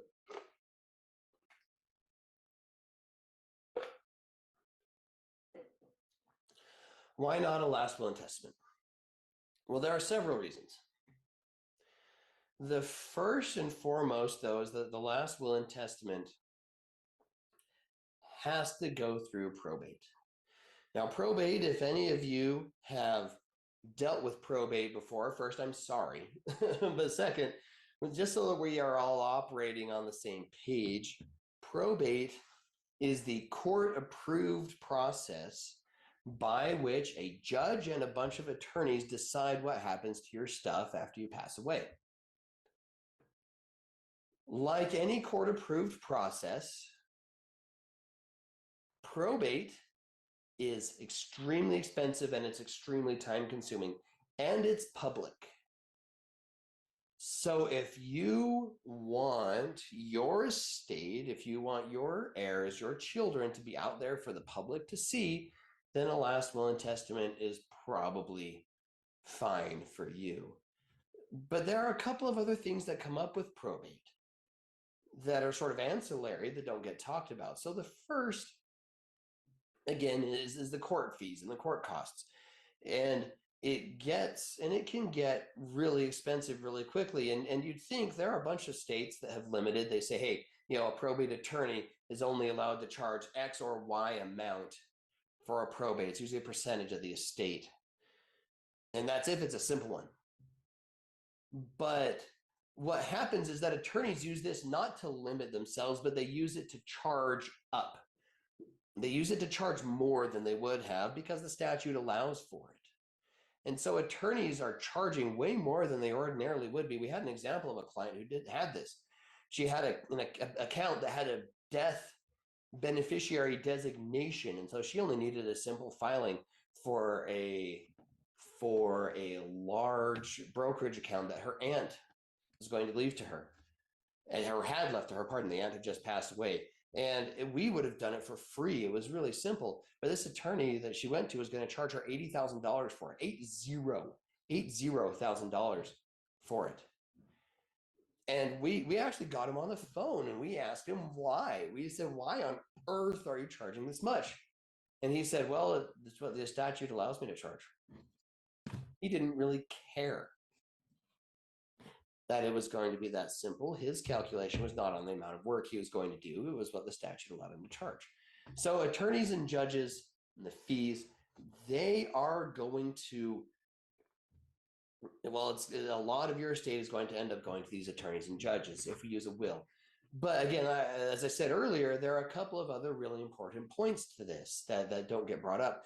The first is that the will, it does not actually guarantee that what happens with your stuff is what you want. The will, the judge has the ultimate say. Now, to be fair, the judge usually tries to follow the will at least somewhat a little bit. It's the only nice thing I'll ever say about probate, and even then, almost I threw up in my mouth a little bit. But that it's the judge and the attorneys, they say what happens to your portfolio, to your legacy after you pass away, not you. But then the second thing is that it's open to fighting. That's what happened with Steve and his family, is because they went to court, Steve's brothers could challenge it. They could say, hey, we deserve this property, even though it's not at all what our father wanted, even though it's not at all what our father said in his will. We're still going to hire an attorney.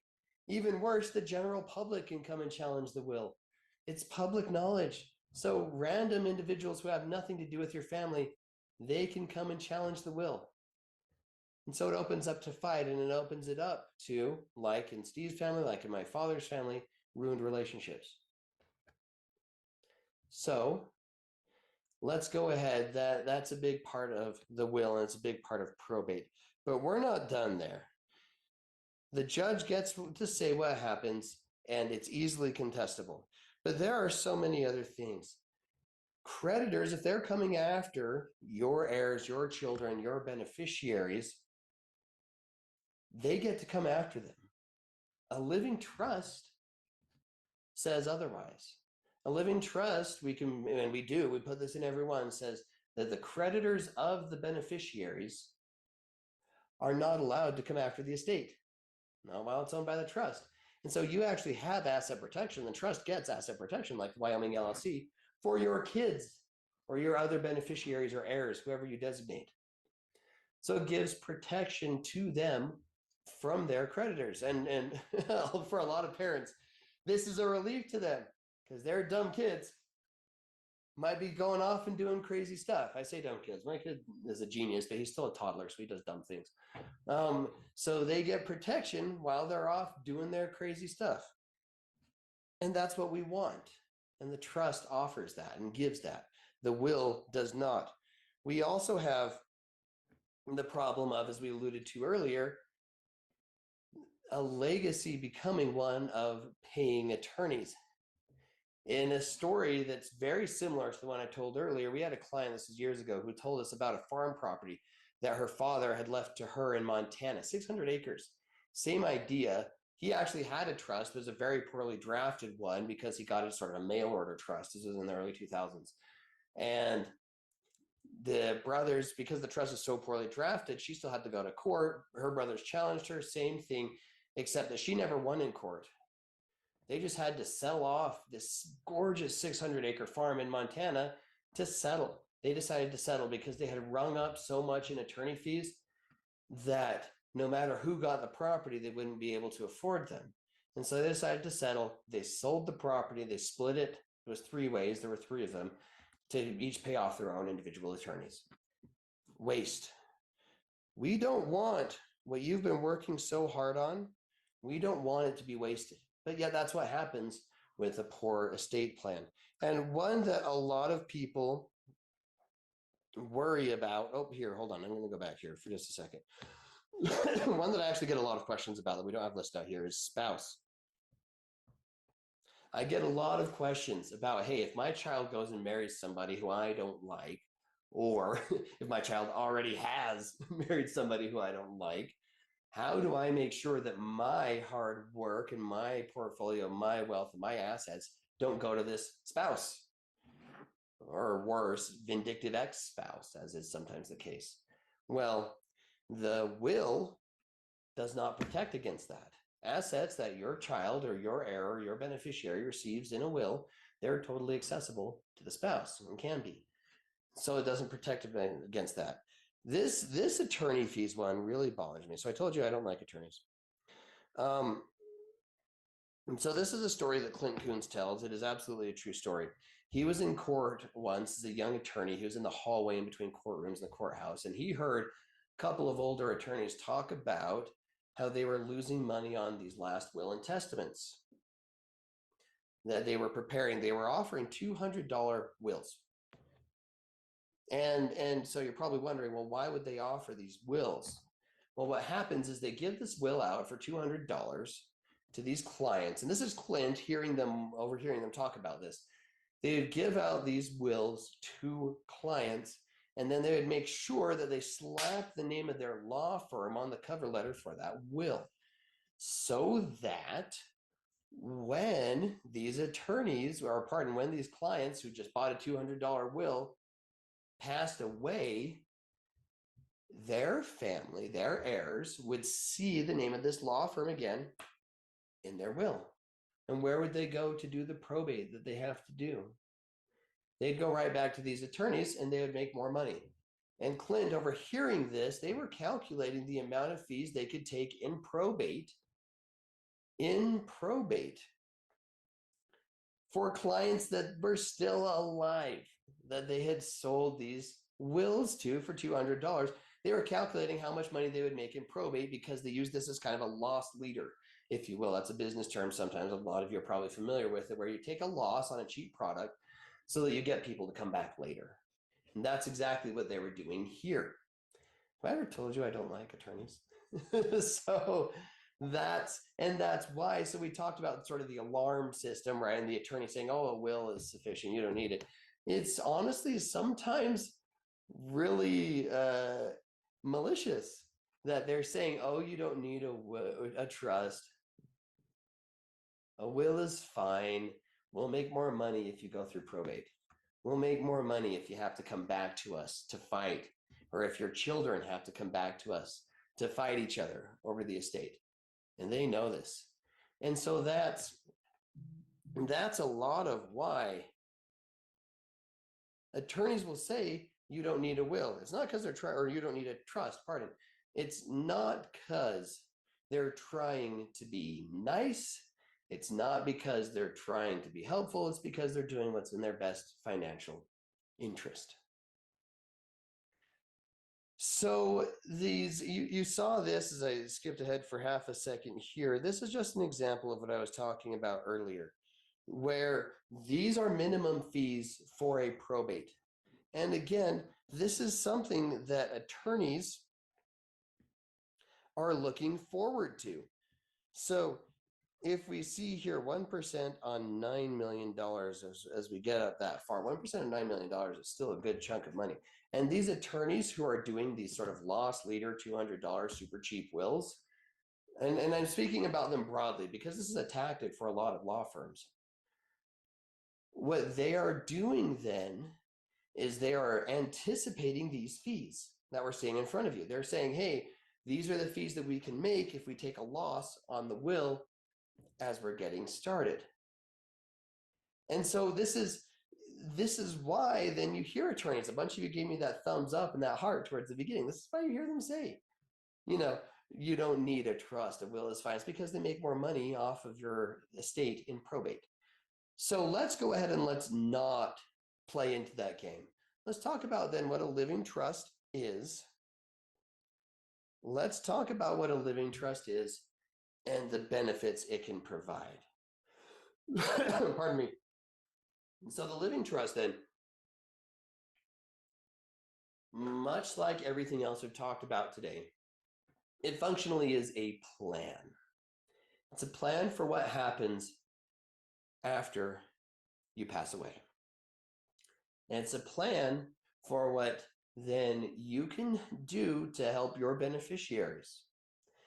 Help make sure that your legacy is not paying attorneys, but instead is whatever you want it to be. Do you want it to be a legacy of charitable giving? Do you want it to be one of travel and diversity of experience?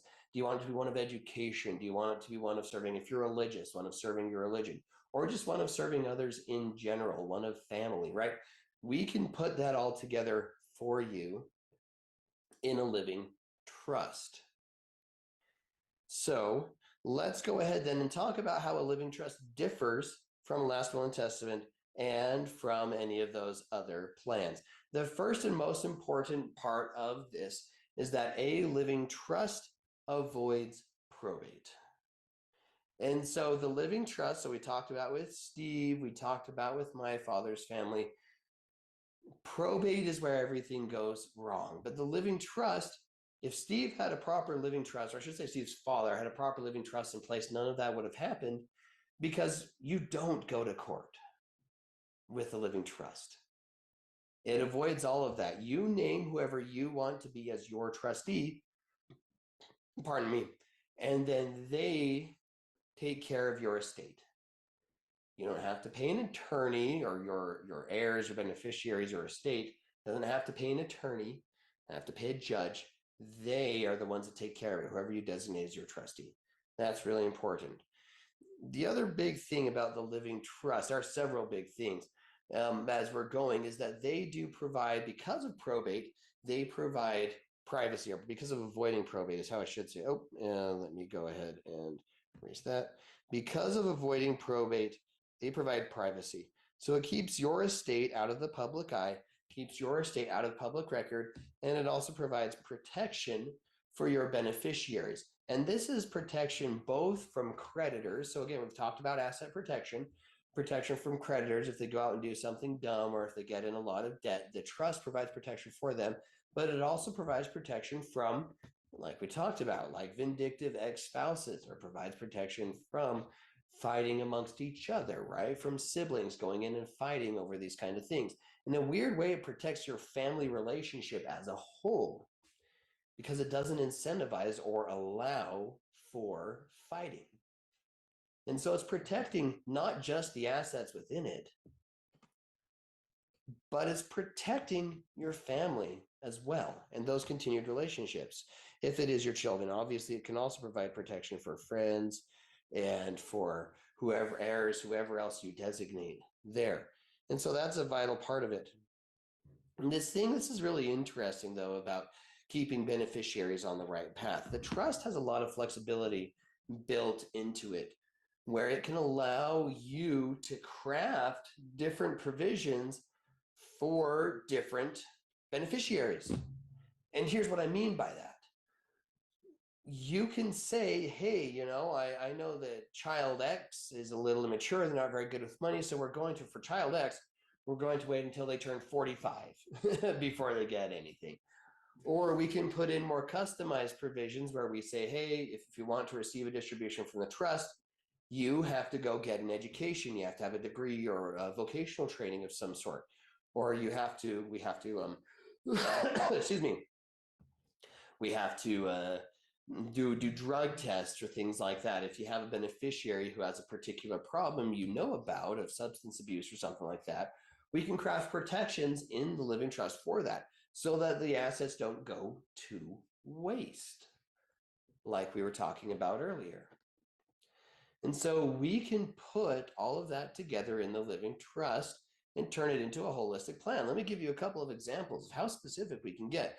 This, as I mentioned religion earlier, a lot of people will say, hey, these distributions are conditioned upon fulfilling religious rituals, or maybe not conditioned upon, but if you want to serve a church mission, then the trust can pay for it, or we have special distribution provisions we have to follow because of the religion. We can put all of that in there. Cannot do that with the will. But there's more to it than that. If you want to say, I had a client once that said, hey, when my kids turn 25, they each get a distribution of $15,000 to purchase a Toyota SUV. That's how specific we got. and I'm not sure if $15,000 gets you a Toyota SUV anymore, but absolutely, I wrote that in there. That was something that they wanted, and we were happy to take care of it for them. I also had another client who had a beneficiary who he was concerned was addicted to video gaming. Whether or not I agreed with that, this assessment does not matter. But what was more important is that he wanted to craft some custom provisions for this particular child. It was actually a different error, but functionally speaking, what we did then is we crafted particular provisions that would encourage the child to go out and be a productive member of society. He says, I do not want this to be a trust fund kid who is just living off of my trust while playing video games all day. And so we crafted some provisions about being a productive member of society, holding a job that pays X or Y amount of money for X or Y amount of months before getting a distribution, things like that. So we can absolutely customize this to what you need for your family with a will, with a nothing, right, or with joint ownership. We can't do those things. But with a trust, we can. And I mentioned the word legacy a couple of times. This is where your legacy can really come into play. Let's say you want to fund education. You want to start an education fund or a scholarship fund for your family. You can do that through a trust. Let's say you want to, and I've heard of this before. This is a really cool one. We've had a couple of clients do something like this where they say, hey, we're going to distribute most of the assets for our kids, but we're going to set aside an amount that's going to stay in the trust. And that amount that's going to stay in the trust will be used each year. It will be kind of an annuity, so it gains enough on interest to reinvest itself every year. But this trust each year is going to pay for each of our children and grandchildren to go out of the country on a little exploring vacation or trip, so to speak. And these individuals who I'm thinking of in particular, they did not want this to be like a lavish vacation where they're going to some crazy Caribbean trip. They wanted them to go visit other countries and learn about other cultures and have diversity of experience.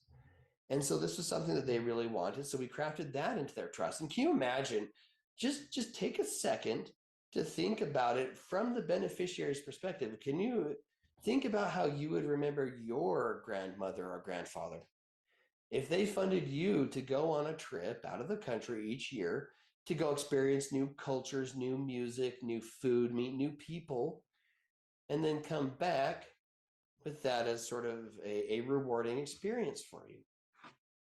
How would you remember them? And that's the kind of thing we're talking about when we say legacy. What do you want to do?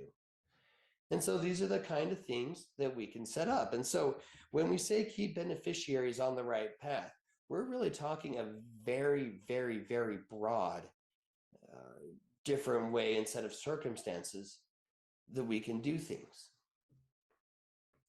And so let's keep going, though. We're not finished. We have a very important part of this is that the story of the Montana farm, the story of Steve, those things don't happen with trusts. A living trust makes sure that your assets, we craft provisions in them so that they don't get wasted on attorneys, so that they don't get wasted on, as we talked about earlier, on substances, on gambling, on a non-productive lifestyle. We can make sure that your legacy and what you've built up together goes to what you want it to be and not some kind of waste. And we've hinted at this already, but it bears repeating that it is handled without having to pay an attorney, and is handled without having to pay a judge. It's handled without having to go through all of that. And so what we talk about then, and you see here this last one, this is a really interesting point. Excuse me, but it's very valid. So we've talked about sort of vindictive ex-spouses, but we also run into this quite frequently when we have a blended family situation. So let me tell you about what I mean. If we have a blended family situation where we have children from prior marriages and then individuals get married, we very frequently run into an issue where somebody says, one spouse says, hey, look, I love my spouse, I love their children. However, I have this particular family heirloom that I want to make sure goes to my kids and not to theirs, and not in a rude or mean way, but just kind of by matter of fact, right? Some of these things have a lot of emotion tied to them, and rightfully so. So the living trust can account for that. A will cannot. So with the living trust, then we can say, hey, when one spouse passes away, and we do this, the trust is actually divided into two. We have the survivor's share and we have the deceased person's share. The survivor actually has access to all of this money if they need it, just by virtue of needing to live. If the survivor needs it because of living expenses, that's okay. However, if the survivor remarries, I know it's somewhat of a common worry, like, oh, what if my spouse remarries some young, very attractive member of the opposite sex who's just a gold digger, right? And they're worried about that. Well, if the spouse remarries, then the deceased share, it freezes. And so then the deceased share says, hey, cool, this is set aside for my kids so that it doesn't get wasted. So that doesn't get wasted on a new spouse, or it doesn't get wasted on these other things. And then ideally, when the survivor remarries, they put together their own trust that does the same thing, right? That provides protection for their children, or that provides protection for their family, to prevent these kind of candidly, backdoor deals or sneaky things, or even just outright thievery going on. Let me tell you about a good example of this. Toby, one of our partners, went on a cruise, and he met a couple who they had met late in life, and were getting married. And what had happened is the man's previous spouse had passed away, and he'd been alone for a while, and he met his wife, and they were going on a cruise together, and it was really great, and they were excited, and they said, hey, how do we account for or make sure that, my new spouse is also cared for? And Toby said, you do it through a living trust, rightfully so, right? And they said, oh, that sounds so great, let's get it started. Well, tragedy happened, and a couple of weeks later, this man passed away before they put together their living trust. And one of the things that he had specifically asked Toby about is, he had said, hey, Toby, I want to make sure that my wife can live in our house that we live in together right now. I want to make sure that she can live in that house after I pass away, so that she's, not left homeless or anything like that. Well, what happened then is, after he passed away without a trust, his children said to his then wife, hey, look, we know you've treated us like your own children. You've acted like a mother towards us, and that's wonderful. And we're very grateful for that. We're grateful for how well you treated our father while he was still alive. Also, we don't care. We're taking the house and we're moving on. And because of that, she was left without a house. She was left without housing and did have to go and find her own way. And as you can imagine, relationships were ruined. And this man's desires, his, pardon the pun for phrasing it this way, but his will was not followed because they didn't have a trust. And so, because of that, in this mixed family situation, his wife at the time was left essentially destitute after he passed away. And so, we don't want that kind of scenario. The living trust allows us to account for that and to account for the changes in family as we go. We talked about earlier, and Brent talked about this. It's really great. Oh, you know what? I have this erase everything on slide thing. I'm going to do that instead. Where with the living trust, if we need to make amendments or if we need to make changes with that special offer Brent spoke about earlier today, we can do that, and we would be happy to, because we know that families change. We know that situations change as you grow and as you go. So if you need to make an adjustment to your trust, your kids are grown up, you want to change how we're distributing assets to them, or you want to change your beneficiary designations, or a very common one with this is you want to change who your trustee is, that's all right. We can do that. With that unlimited living trust package, we can absolutely do that. So let's talk about then a few of the other key parts of an estate plan.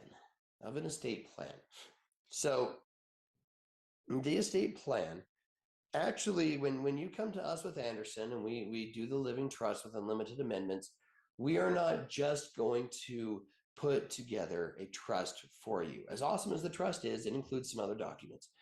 So we include what we call a pour-over will. So a pour-over will is essentially, it's like a safety net or a catch-all, because an important part of a trust is that you must actually transfer assets into it. If the trust doesn't own any assets, it's still better than nothing, but it's not actually that helpful. But what happens, of course, is people forget sometimes to move assets into the trust. So the pour-over will acts as like a safety net to take anything that is not already in the trust and put it into the trust. And so we call it pour-over will. It's a version of a last will and testament. It's very straightforward, very simple. All it says is, functionally speaking, it says a little bit more legalese than this, but it says, hey, any assets that are not already in this trust should be put into this trust. Yay. It's pretty straightforward, and we want it to be that way because we want the trust to be what governs. We want the trust to be the one that takes control. So that pour-over will is going to be a key part of it there. We also do what we call, these are known documents. So we call them power of attorney documents.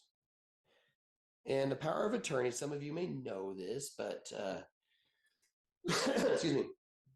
But a power of attorney document is a document where we say, hey, I elect or nominate this individual to serve as my representative in the event that I am ill or in the event that I am incapacitated for whatever reason. I nominate this person while I'm still alive to take care of my stuff.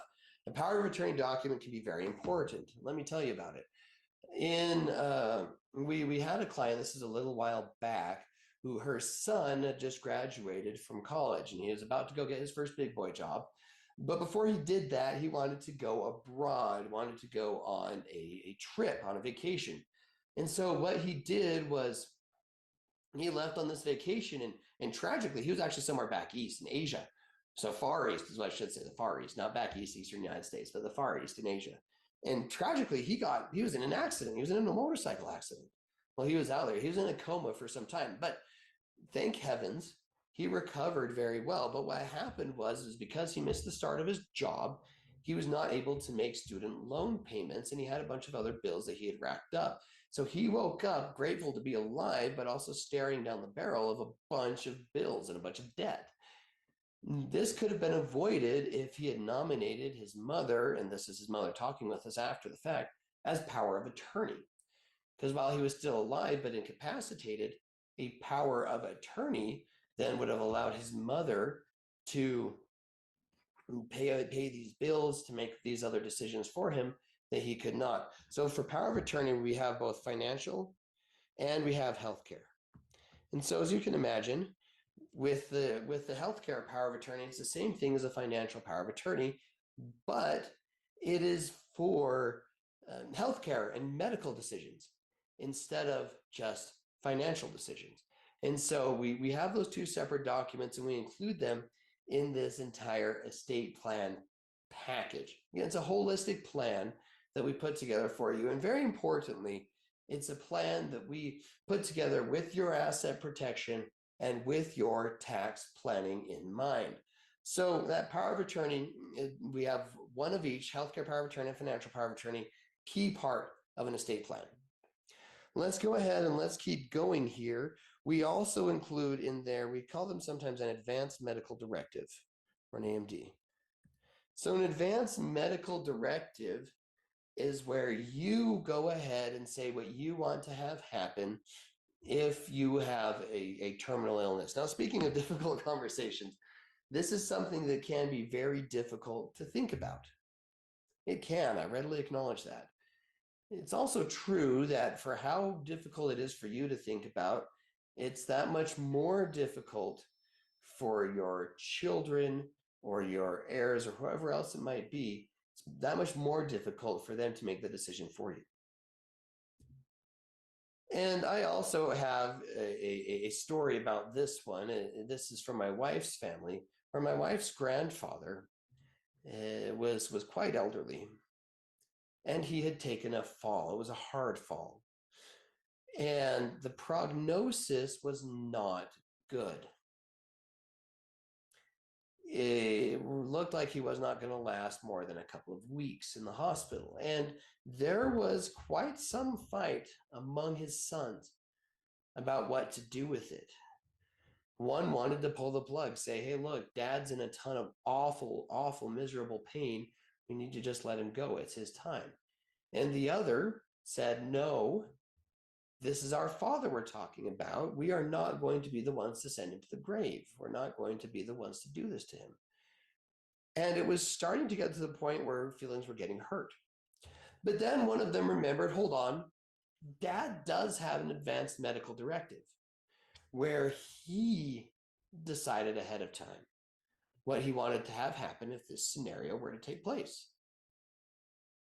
And so they consulted his advanced medical directive. What did it say? It said if he were ever in that kind of condition, he just wanted to have the medication to take away the pain, but everything else, he wanted to be let go. It was heartbreaking for the family. However, it also saved the family, because there were no more hurt feelings about deciding what to do. There were no more difficult decisions that were left with his sons or his children. He had made the decision ahead of time. He had not put that responsibility on them. And so it turned what could have been a relationship ruining situation, it turned it into a somewhat beautiful moment where, because everybody knew dad was going to pass away, they got to gather the entire family around and everybody got to say their goodbyes to him and celebrate his life and spend his last few days honoring and celebrating and remembering him, rather than fighting about what was supposed to happen. So that advanced medical directive, it's included in there. It's not the living trust, it's not the meat, but it is still vital. It is still a key part of what we're talking about today. And then let's talk about, we also have a personal property memorandum. Thank you. Yes, I agree. I see those. I see a couple of those coming in. Yes, it is. That advanced medical directive is absolutely a vital part. We also have a personal property memorandum, where this is where what a lot of people think of as a traditional will. Hear ye, this is what happens to all of these different assets or things like that. The personal property memorandum is where this comes in. So the personal property memorandum is where we go in, or you in this case with your estate, where you go in and you say, hey, I have, this jewelry, I have this artwork, I have these rental properties, I have these other sort of sentimental things of value. I have them, and you go in and designate what you want to have happen. No, not everybody uses this, but a lot of people will, to designate where they want certain heirlooms to go. I want this jewelry to go to my daughter. I want this artwork to go to my son. I want this, this and that, the other thing. This is also an important part. It's actually really funny. Our head estate planning attorney, his name's John Anderson.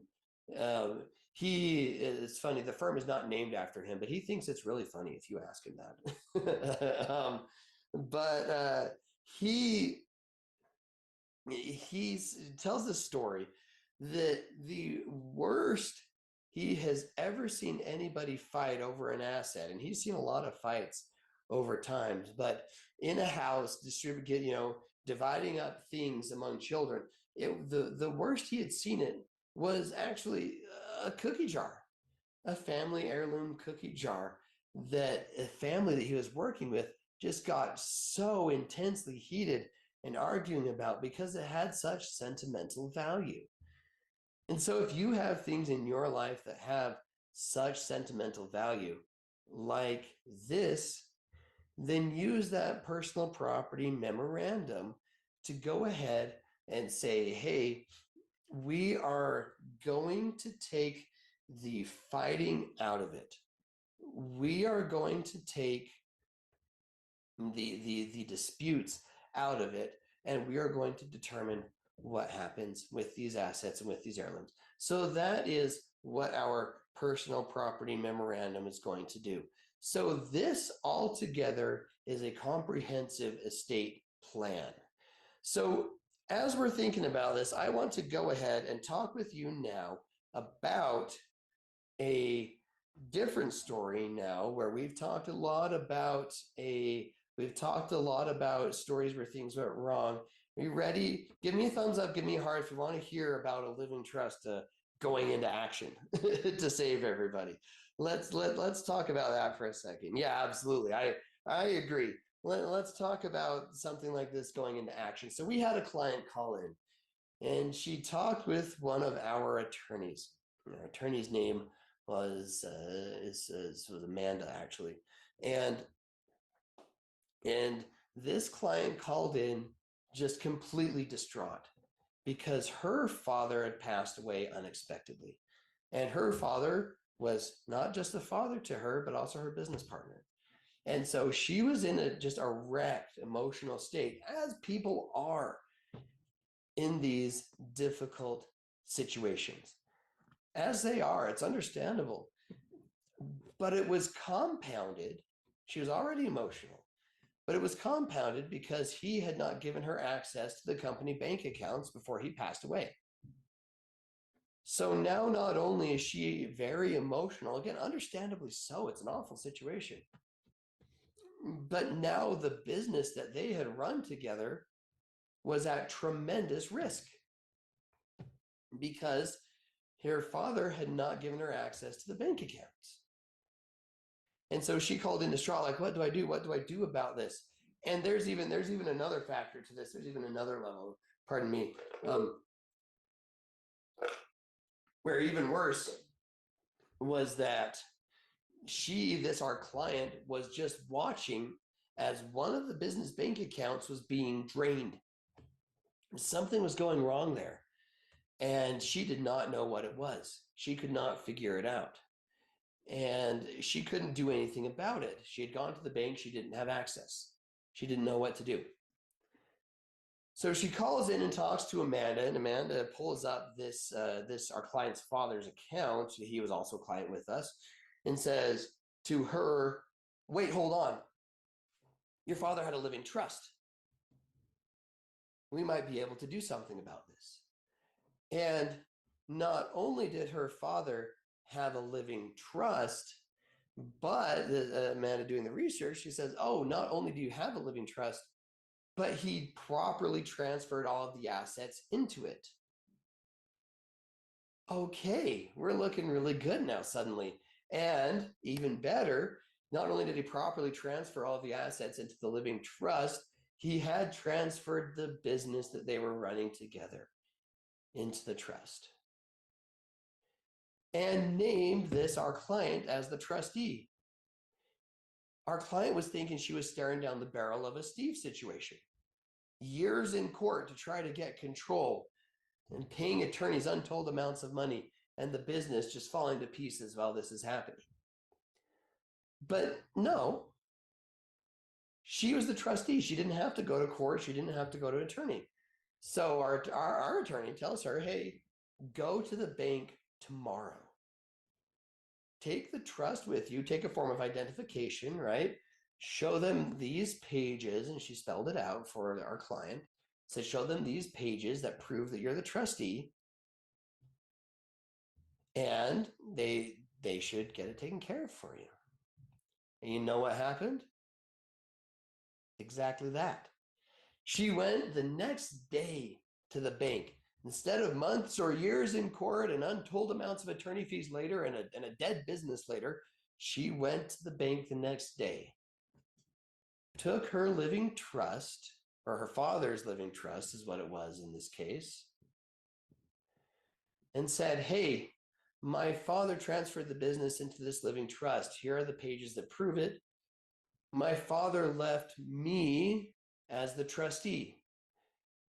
Therefore, I can take over these accounts. And then she provided identification because the bank's not just going to believe anybody, right? And the bank said, you know what? You're right. Here you go. Take control of the accounts. And she was able to get in that one specific account that was being drained. Yeah, funds were being siphoned out of it.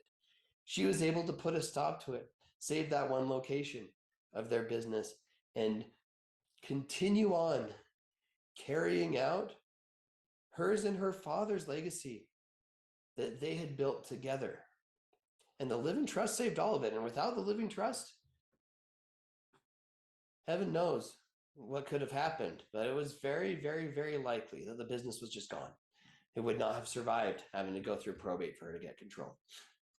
So give me a thumbs up, give me a heart if you can see the difference between a nothing or a will and a living trust and a holistic estate plan. Yeah, I'm with you. I agree completely. So let's go ahead then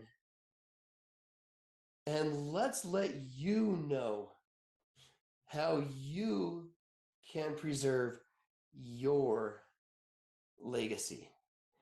How you can say, hey, I am going to build and grow this out, right? Just like we've talked about, going to have my portfolio, have this wealth, have all this I've worked so hard to build, protect it, grow it, make sure that unforeseen circumstances don't just throw it all away. Use careful tax planning and the structure you already have in place to continue to expand. And yes, let's make sure that becomes your legacy. Don't let your legacy be one of paying attorneys and of ruined family relationships. Instead, make it one of whatever you want it to be. Make it one of charitable giving. Make it one of exploration and diversity. Make it one of service in the community. Make it one of whatever else you want it to be because you said so, and you can do that with a living trust. And so give me one more thumbs up and one more heart if you can see why this is something that should no longer be on Someday Island. This is something that we can take off of Someday Island, and we can get this taken care of for you today. So Brent already talked about it earlier. Go find that link and let's get your unlimited estate plan put together. Again, normally valued at $8,000, but instead for you, it will be today. If you take advantage of it today up until midnight, it will be $3,500 instead. So let's get this off of Someday Island for you, and let's get this taken care of to preserve your wealth and preserve your legacy so that it does not get wasted. So thank you everybody so much for joining us today. I want to give a thank you again to Brent this morning. He did an outstanding job. I want to say thank you to all of you for sticking with us all throughout the day. And I want to say thank you. Let's give a thumbs up. Let's give a round of applause to all of the attorneys and our colleagues and our tech team here in the background who have been answering questions and taking care of you today. We're so glad to have them here, and we're so glad to have you here. And we really look forward to working with you. So let us protect your assets. Let us show you how much you can save on taxes so that then you can preserve your legacy for the future. Thank you again. We look forward to working with a bunch of you soon, and take care. Enjoy the rest of your Saturday.